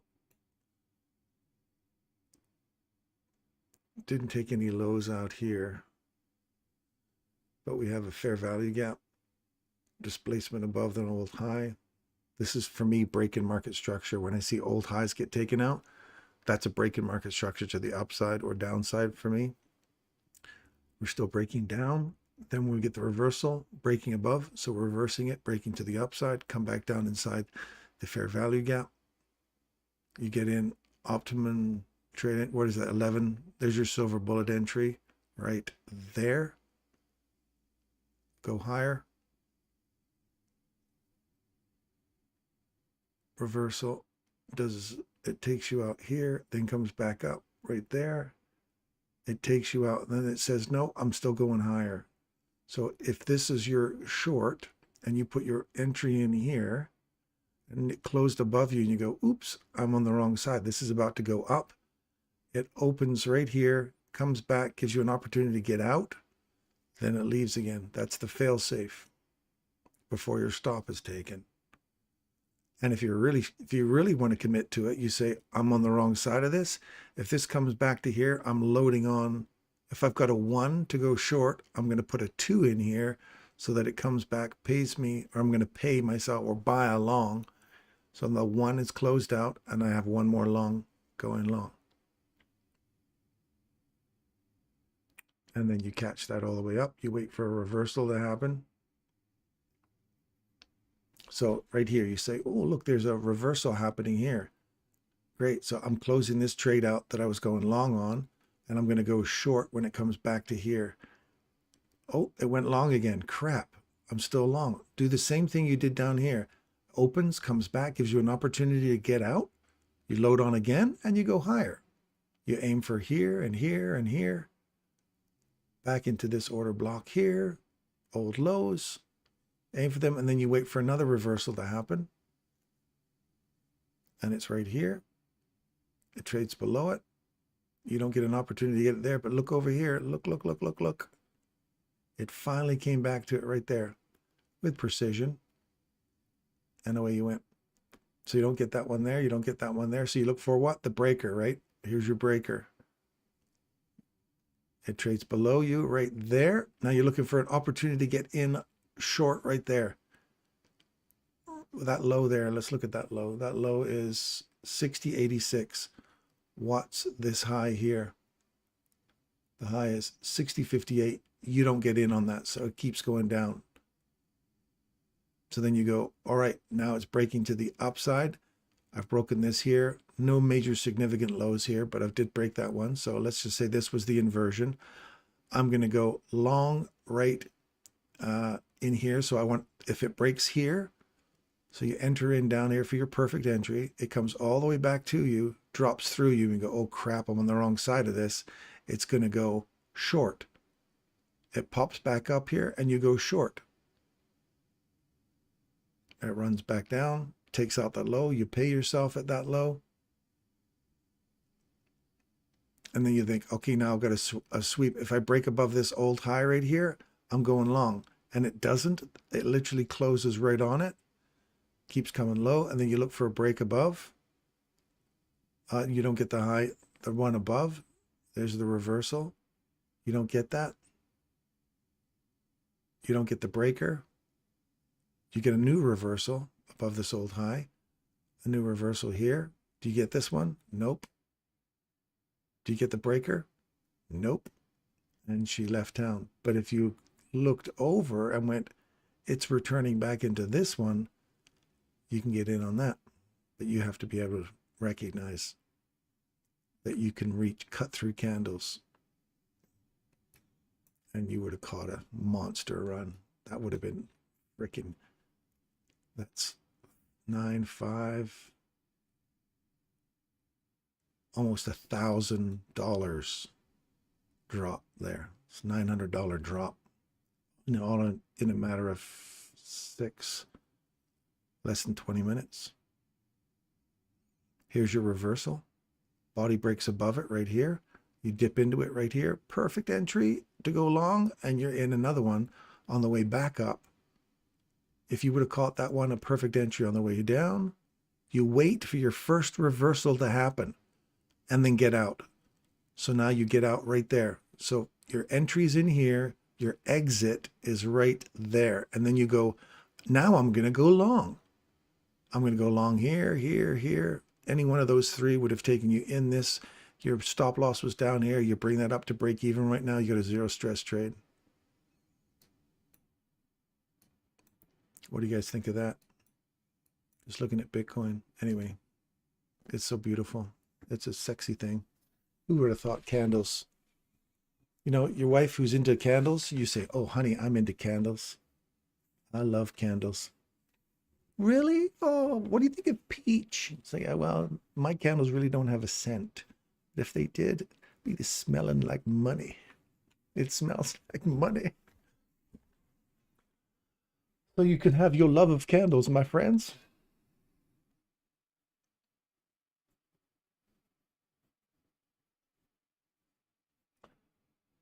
Plus 27 in South Africa. Ooh, plus 27. Lewis, I'm coming to South Africa. I think I'm going to come down there in 2025. We'll have to meet up. We'll have to meet up for sure. I know it's not like, oh, you just go around the street because South Africa's, I'm going to South Africa, so I'll meet you on the corner there at Starbucks. It's South Africa, man. It's huge. If I'm anywhere near you, Lewis, let's meet up. Let's do coffee. Or tripe. Should we do some tripe together?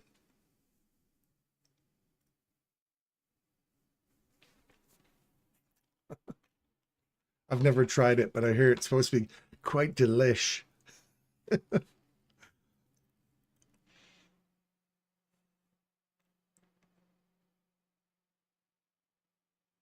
See how we have this reversal? You come into it, you go long, then all of a sudden it comes back against you, reverses, now it's short, you continue going short. Did you pay yourself at the fair value gap? Did you move yourself into profits real quick, or were you waiting too many PD arrays above you? I tell you, there's a PD array sitting right above you. Do you want to get paid? And sometimes it's so close to your entry, you go, no, I want more. And then all of a sudden it turns against you and you go, oh crap, it doesn't work. That inversion thing doesn't work. Yeah, it did. Right there. There's a beautiful little chance to nibble a little piece of profit off right there at that fair value gap. 1, 2, 3. There's 3 different places you could have gone there. If you were aiming for that, there's 2 more PD arrays further than you were expecting. because you take it from the swing points, don't forget. So swing from here to here, that's a swing point. Watch, retracement. If you entered in right here at 62%, oh, sorry, let me reverse this. I got this going in the wrong direction again.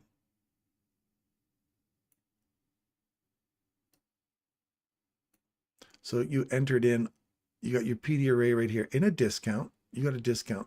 As soon as it makes it to 50, you move yourself to break even. Hit 62, you moved yourself to 50. Then suddenly it goes to 70, move to 62. And if it comes back and takes you out, you go, ooh, ooh, I made some money using your fib tool. And I've showed you the fib tool many times today. You go from the first swing. If you pulled it from that high, you probably wouldn't have even made 50%. You take it from the first swing above you.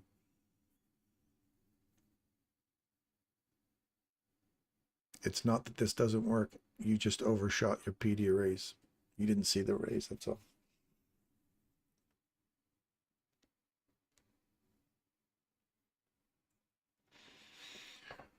Okay, Robin Hood, time to fess up, man.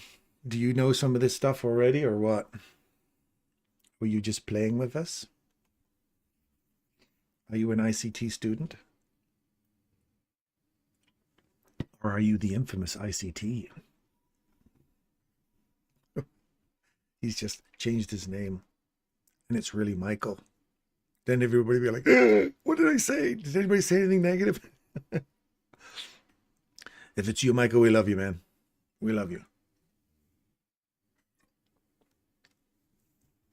Ooh, that ibuprofen's kicking in now. Everything's kind of going a little more easy to manage. So as soon as you see that low get taken out like that, then you start looking for, some people are looking on higher time frame stuff. If you're still in this trade right here, that one that we call the perfect return right there, we're short. I know I'm going to keep beating myself up over that. Like, come on, we're too damn perfect. And if you're still in that run all the way down into here, and you paid yourself on a massive run, that's 74, 274 to 1 to this low right here is 193. So you're just short of 100. So you're 80 handles. 80 handles on that so far. Crazy fun. It's about to be a full 100 handles. And we caught this coming down. We caught this going back up.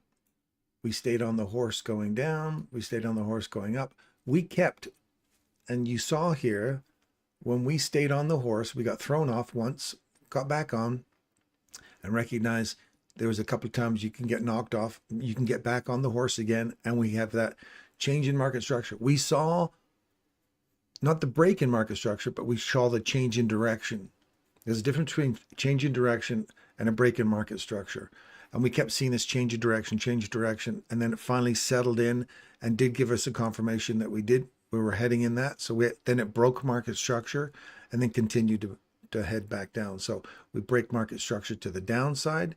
We return back into an optimum trade entry and then continue on in the direction. We've already noted that price had already, on the 1 minute chart, we'd already recognized that price was heading in that direction a long time ago. We recognized it was heading there at an optimum time and price. We're expecting to see this. We were calling it before it happened. It happened, tossed off, tossed on, tossed off, or tossed off again, then tossed back on again. And you capture that ride all the way back up to this, wherever it was. We traded using our, waiting for our first inversion to happen. And if it was here, if you pulled your fib tool and you ran your fib tool all the way up, whatever, then whatever method you use to, that's up to you guys how you're going to manage that. So if that was your, is that an inversion? Is that a swing point? If it was, and it came back to you right there, and you wanted to get short on that, and it popped up above you, you go, oops, I'm wrong. I'm getting long again. You go long.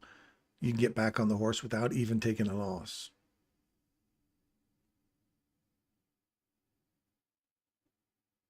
And this one here, great opportunity to get short. Pay yourself, pay yourself, pay yourself at an old high. It reverses on you again below these lows. Reverses it. Oh, we're going higher again. Great. I'm aiming for this guy here, here, here. I don't get that there. Great. Will I get another reversal? Great. I'll get in on that one. Barring my spread, of course. And then you're just capturing some almost 100 handles now. Now 100 handles, that's your weekly profit right there. You're done. Move to the sidelines. Have a nice day on a Friday afternoon. Just after or in lunch even. Cheapers.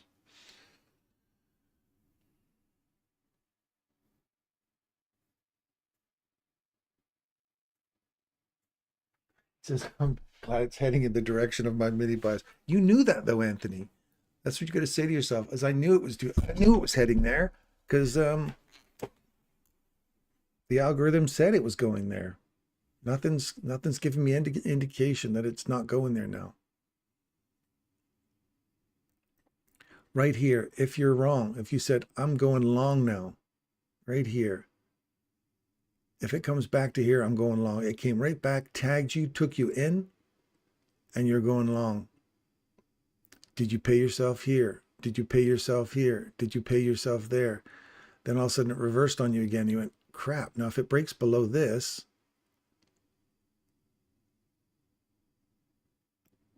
I'm out. So you pay yourself, you're moving your stop loss up accordingly. If you don't, then at least you're at a break even. It comes back to break even. You go, oh, now if that closes below there, I'm going to go short. It closes below. Great. Does it give me an opportunity to get in? Nope. And off you go. Okay, well, is that a breaker? No, it's not. And you're off in a different, it's still going down in a bearish way. But you can see it in versions. I tell you, people, you'll see them hundreds, if not thousands of times this year. I will show them to you over and over and over again. That reading price action in a 1-minute chart, you can see changes in direction. Breaks in market structure long before anybody has those big major things they're looking for on those higher time frames.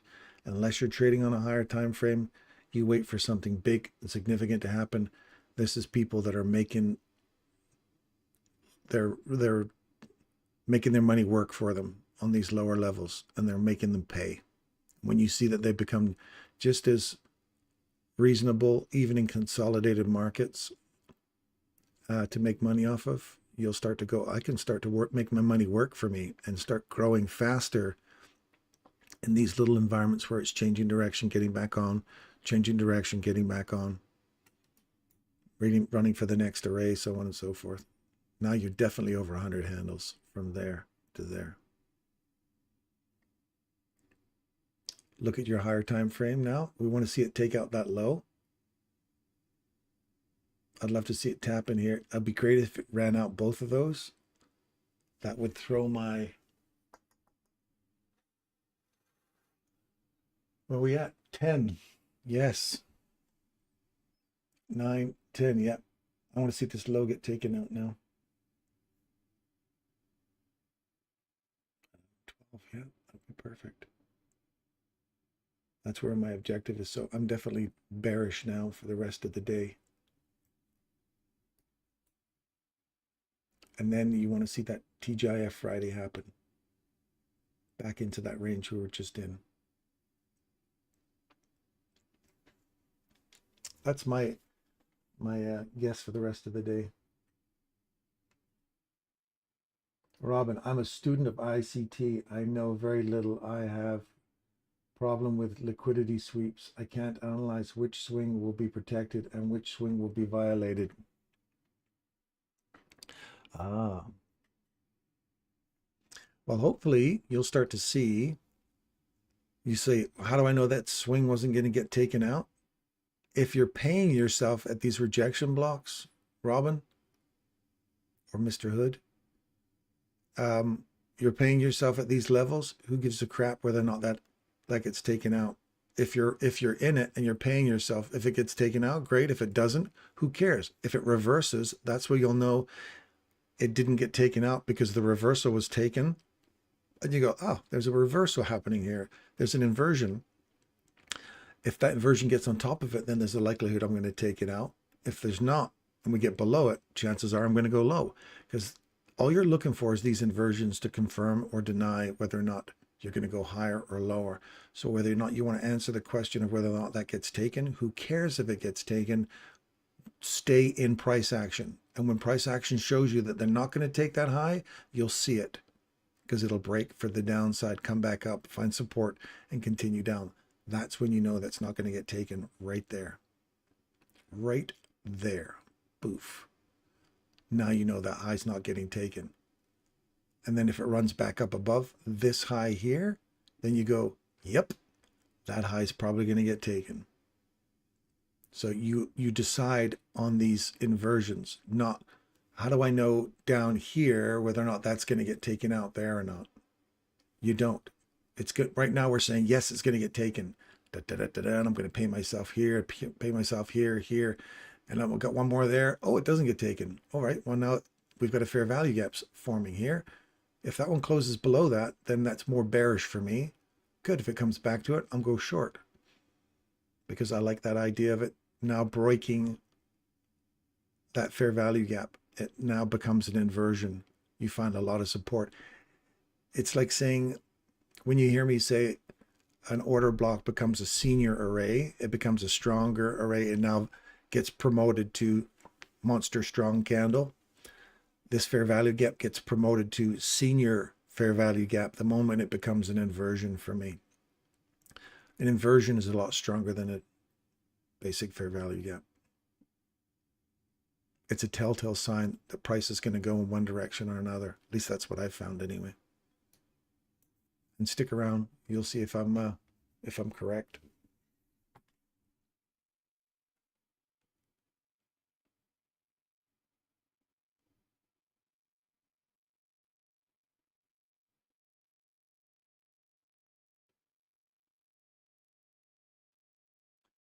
Yes, that 4-hour low is a swing low, which I interpret as having more sell side liquidity. That 4-hour, he said. Yeah, but don't forget, you're looking at these equal lows and you go, yeah, it's definitely going for those now. You may get so frustrated by the rejection block getting hit and then reversing on you. So in order to validate your, for me, Lewis, or what was it, Anthony? Anthony, yeah. If this is true, we'll lose 50% of that wick. I agree with you. I think it's definitely going down further. But if we lose 50% of that wick, then I continue going. Let's say, yep, we're going down further. So keep pushing. You want to see that give way, and then you want to see this give way, obviously, and then finally you'll run these equal lows out. That would be the ultimate. If it just ran down, cleaned up all this liquidity here, or if it just came down, tapped it, would be beautiful. Leave a big pool of liquidity there, and then reverse again and just piss people off and come all the way back up into here. And if you catch that one, Anthony, on the way down, notice how you didn't get the validation on the way up. But if you can get this sucker all the way down into here, holds, it freezes on this low, creating this cement wall at the bottom here, which retail will look at as resistance. We just look at that as a big pool of cash that will come back for later. It comes down, stops on there, comes back into TGIF Friday, sits there, and then you see it starting to work all the way back up in here again. You get back up into there on Tuesday, makes the high, and then starts ripping it. Just starts ripping. Like, this becomes the inversion that we've been looking for. We've been talking about on the 1 minute chart. That would be that. And then you capture the next 4 to 12 hours, the next 3 candles all the way down. That's what I'd like to see anyway. But if this does stop here, then you look for a reversal happening down on 1 minute chart to get back into your TGIF Friday. So whatever low is created here by 1 o'clock or 2 o'clock, look for the inversion and the reversal to happen and capture that TGIF Friday. I tell you, the TGIF Friday, you'll see it on a reversal with a fair value gap. Look for it.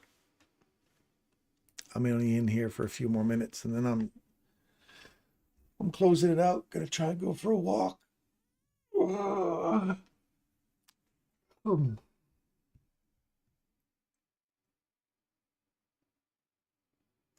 Your price action reading skill is awesome. Thank you. I think. Commandments. Hey D, are you claiming inversion fair value gap is more significant than a fair value gap? Yes, I am. Fair value gaps are awesome. They're great. They're super strong. They're great places to key off of.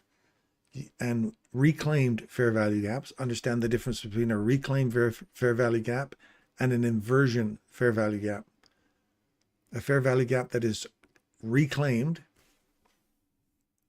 is strong, but an inversion, when it becomes an inversion, it becomes a launch point. It's that, you got a picture when Michael talks about that rock climbing thing, it becomes the foothold. It's that little hole in the wall that you go, ha, I get some leverage on that sucker and start climbing. That's how I look at them from an analogy perspective. So that's just me. Michael's never said inversions are stronger than fair value gaps. He's just said that breakers are usually the stronger ones of the two, but he's never actually put like a value, like a percentage. That's something you'll develop over time or something you'll see for yourself. And it's okay to completely disagree with me. It's whatever fits your trading style. But for me, I look for which one's stronger, which one's weaker, because I watch the 1 minute candles. I even watch when they bounce, how much bounce they've got, whether or not that's a strong bounce or that's a weak bounce, whether that's a snapback. I look at it as like an elastic band. Does it pop back quick? That gives me some more support off of an area that I'm looking at. If it hits it and then just sits there and hovers or stops and waits and then goes bop, bop, bop, bop, I go, oh, now that one's going to keep pushing down more. Or if I see it pop back up and create a big wick, I know it's going to run up to another premium array and then slam back through that big long wick. But again, you've got to watch price action enough to see where you get a feel for what the candles are doing. So I guess the long and short of it, commandment is, yes, I do look at an inversion as a very senior array. It becomes a linchpin for me. It's the pin that holds it all together, where it will fail. If it holds it on the way to up, if it fails on the way down, you keep going down. If it supports pressure going up, then it continues to the upside. That's why they become a key point for me to really keep my eye on as a level that says this level will now support whether I will go higher or lower. It will also be the inversions now become my standard places that I will put my fail-safe as a method to protect my money, because it's such an important level for me that I'll put my fail-safes right at those points, because if they fail, I know it's going higher. So my fail-safe has to go there instead of where my stop loss is, which would be a lot higher.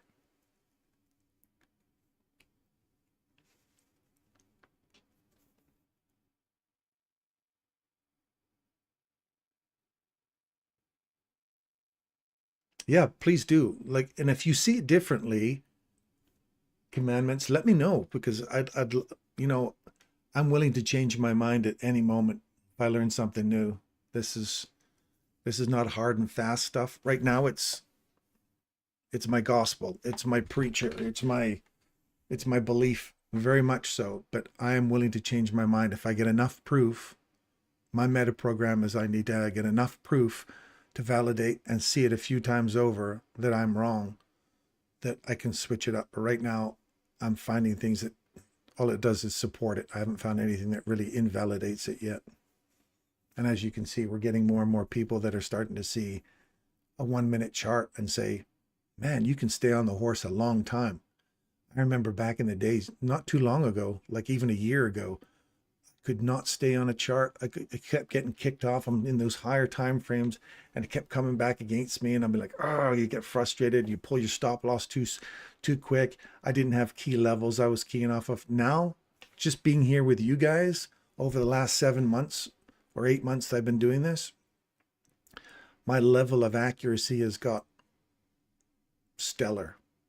I have to admit, and that's not just pumping up my own ego, but it's got really, really good now, because I'm starting to read every candle, and I'm looking at those key inversion levels as linchpins, and they seem to be working. I may you come back in 6 more months and I may have a different theory altogether, but right now this is what's working, and it's still using Michael's principles, but now I start to add a value to what's stronger and what's weaker. What do I expect to happen at key times, and how can I play off of those time and price and inversion, fair value gaps, that kind of stuff. When I see them and I say, this is what I expect to see happening here, and if it happens, then I'm locked on price action. I'm locked on the algo, and I got you.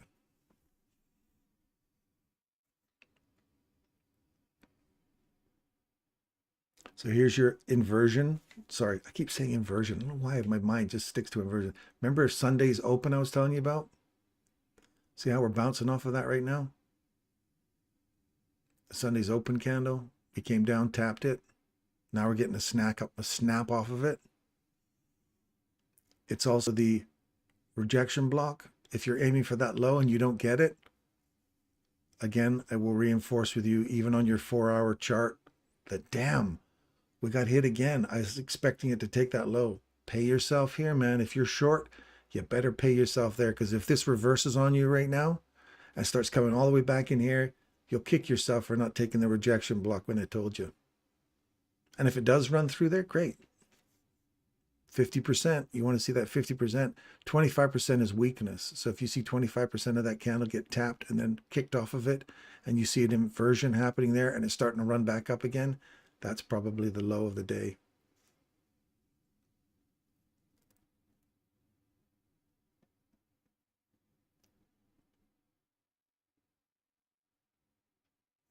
But it may not be. We'll still haven't seen anything here that gives me an indication that we're, other than your rejection block and how you're reacting off of it already. So watch, see what happens here, because this is a 50. Oh, look, the macro, the 1250 macros occurred right there. Bing, 1250. Are we running back into this range again? Look for this one here. Range from that high to that low. For me, I'd have to see this breakthrough here. Get on top of that. And if we can get through both of those with a big, bold candle. So this is where you start to look at price action now and say, I want to see one big candle get through this, come back, tap that one to go along. If it doesn't, then we're still going short. Oh, messages from my honey.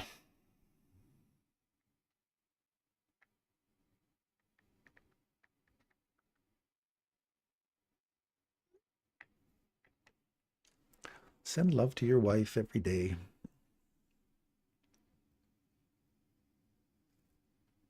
So fair value gap. That's just a fair value gap, not just a fair value gap. So it has a level of support, right?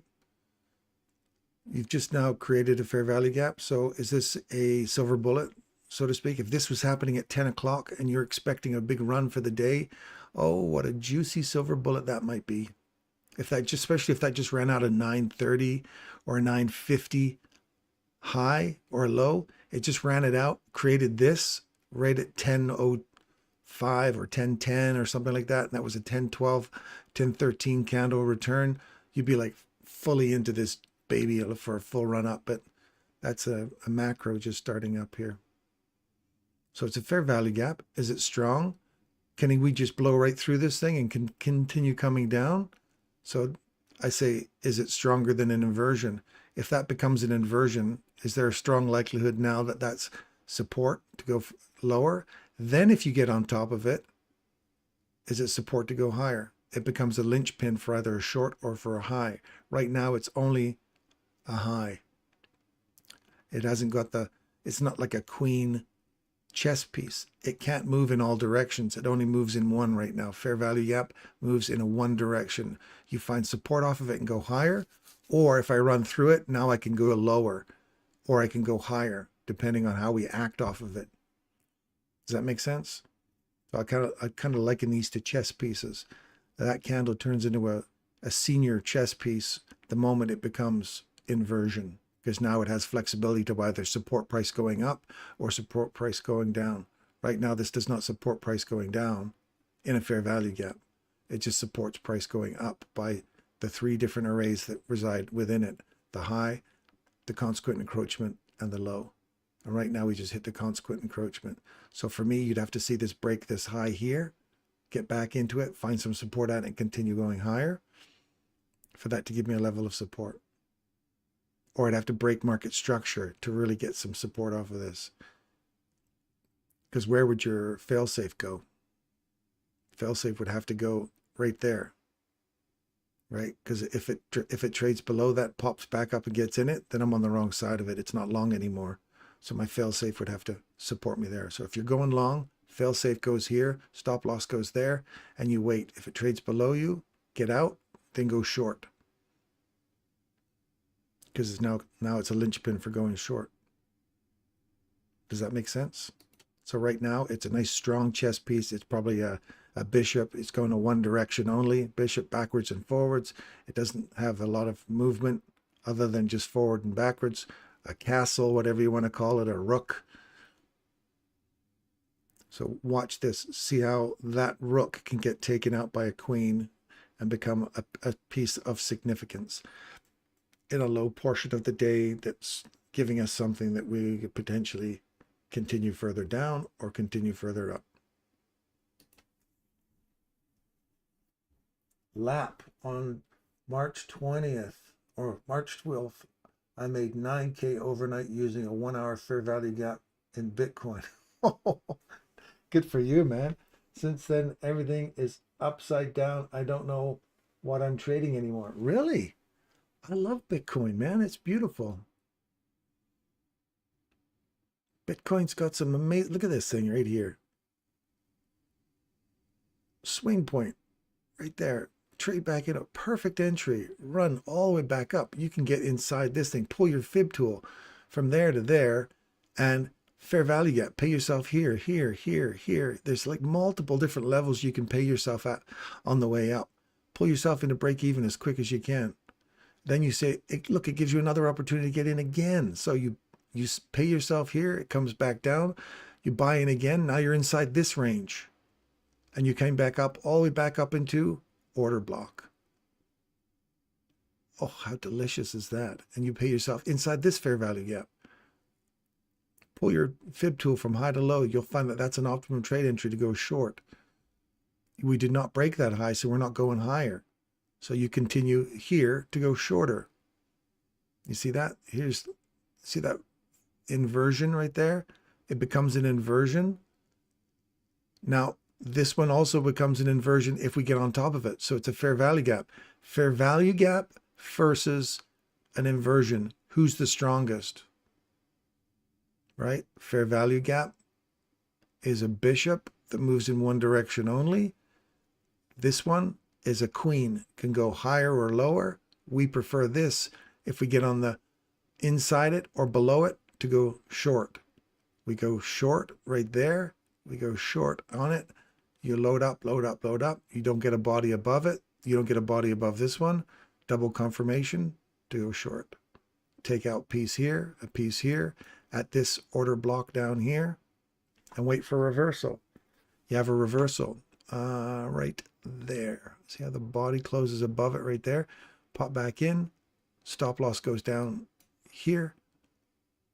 You have a fair value gap. See how the fair value gap is one way, bishop, one way, one way, one way. We did not break the opposite side of it to go short.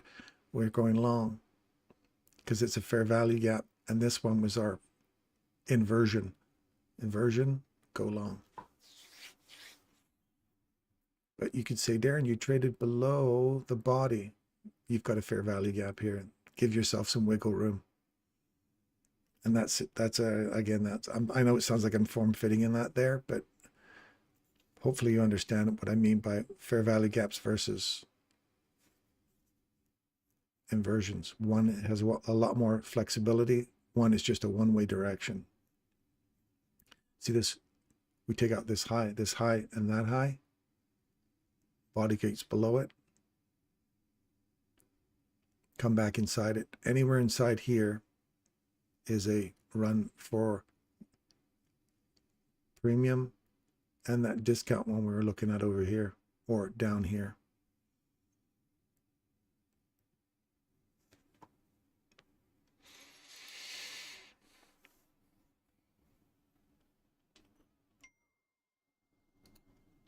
Okay, I think that's going to be it for me. It's 4 hours with you guys.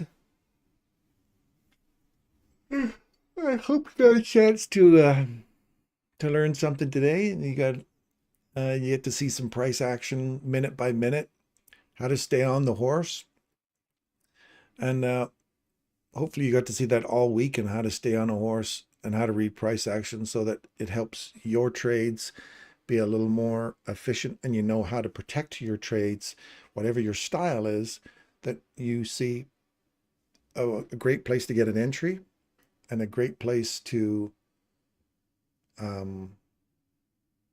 get out of your trade when you see market structure shift, change in direction. Hopefully I outlined for you today changes of direction along with break in market structure so that you can understand how to stay in price action like we have all day today or all morning.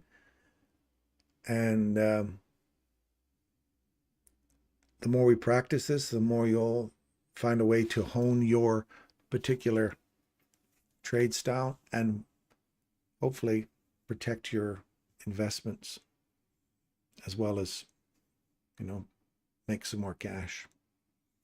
So keep your eye on this level right here. You want to see that for the short people, you want to see that give way like this.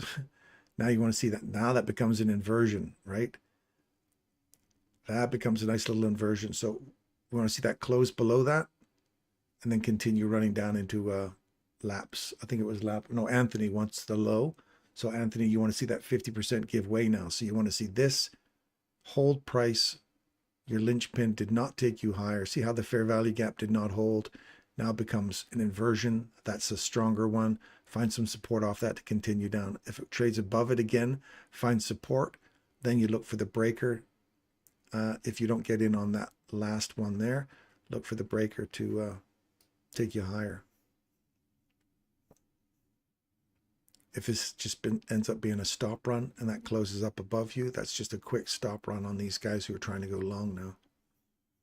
So watch 2, 1, there you go. Watch this here.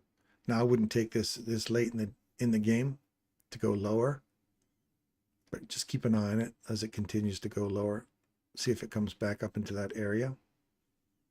If it doesn't, here's a breaker right here. We haven't got a body trade below it yet, so I'm not all excited for it.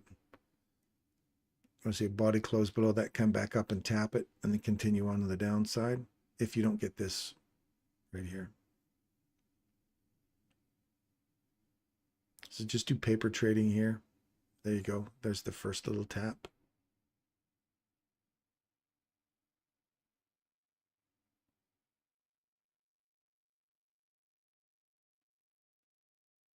Right there, rejection block, pay yourself a piece. From there to there.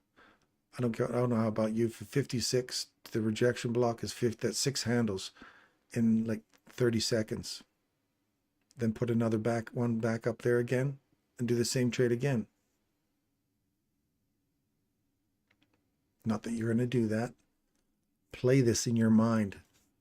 Just keep playing it over and just say, okay, now how am I watching price action?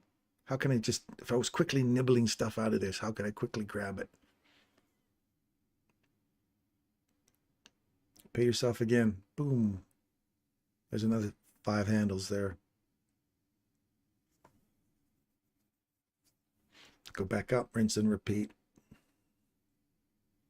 You're still doing the same trade again. Stop loss is still here. You're buffering for a case this ends up ripping up against you and takes your stop loss. You buffered by collecting 5, 10 handles. That will be enough in case I enter in here. My stop loss is there. If it rips against me, I didn't lose anything because I buffered it down here. That's what I mean by buffering. Not a Michael thing, just kind of.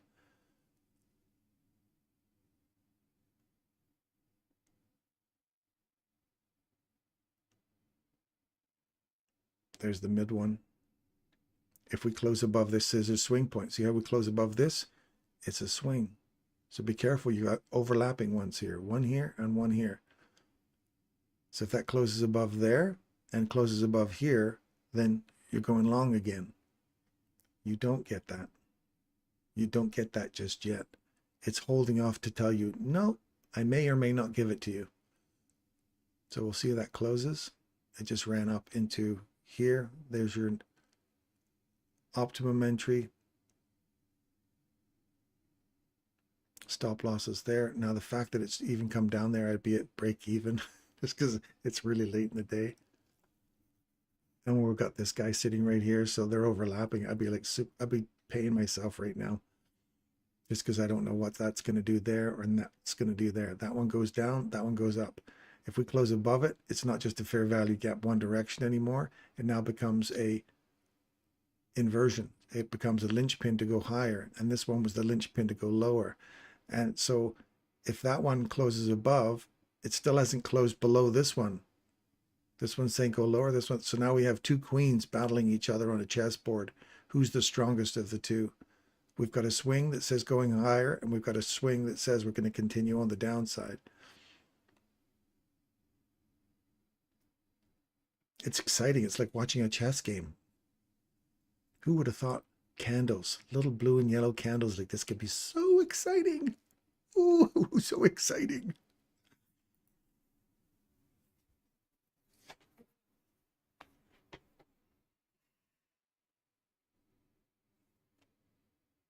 The mix between inversion, fair value gaps, and fair value gaps is pure gold. Yes, my friend. Yes, Fernando. Yes, my friend. It certainly is.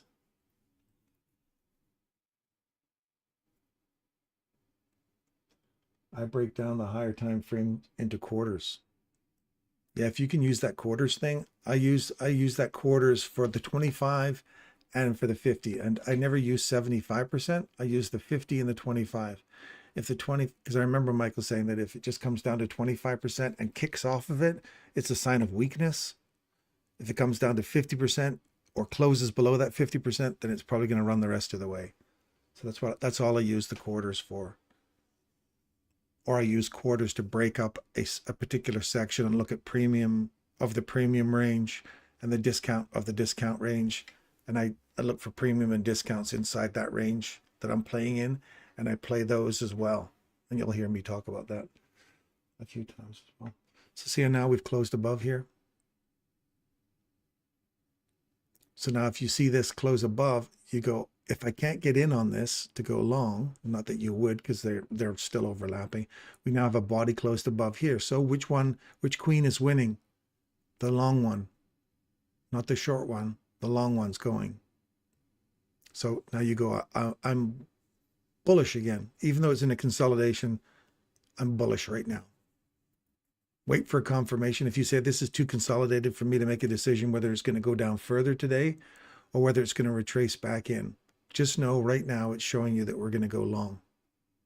If we break to the downside, this queen's back again. She's stood back up and she's swinging one more time. So this is the return back into your low. There's your entry for your long. Not that you would take this. You're not taking these. You're not taking these. You're just watching price action. If it closes below it, use your failsafe. But this is where you practice your failsafe now. Watch it. Does the failsafe support you? Your stop loss is down here. Now some of you are going, I'm still bearish. That's fine. That's fine. Right now I'm bullish, bearish, bullish, bearish. Now I'm back on the bear side again, depending on where that closes. Or it takes you out altogether. So watch the next 16 seconds.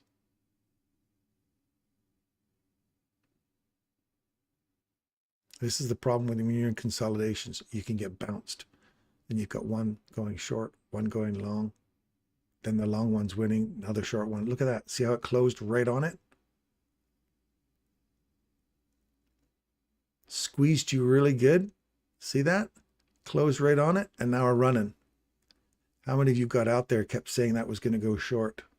You didn't trust your array. You pay yourself there. Even though you're underwater, you just paid yourself there and there. From literally 5 seconds, that ran all the way back, snap, and ran up there. And all you were saying, you're wrong, it's going lower. Wait for it to close. Wait for it to close. And you still got to pay yourself. You're underwater thinking, oh, I may be wrong. I'm bearish. Not till it closes, you're not. So that queen got up, slapped him, and this one turned around and slapped her harder. Get back down there. Don't stand up. I'm taking my money. Pay yourself. Move to break even right now.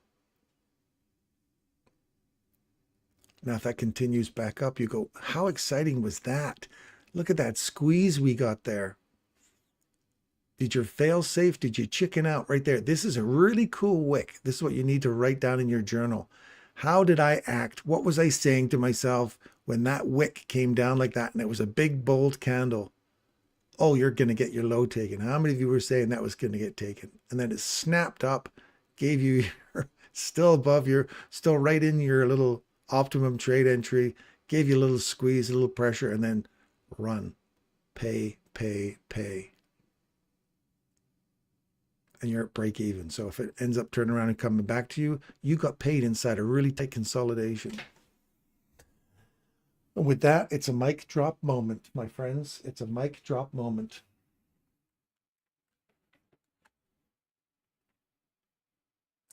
Yeah, my chat's very delayed. It's if this continues up for the rest of the day now, you're going to see that that right there was your squeeze on the day. And if it continues up, that was the exciting part right there.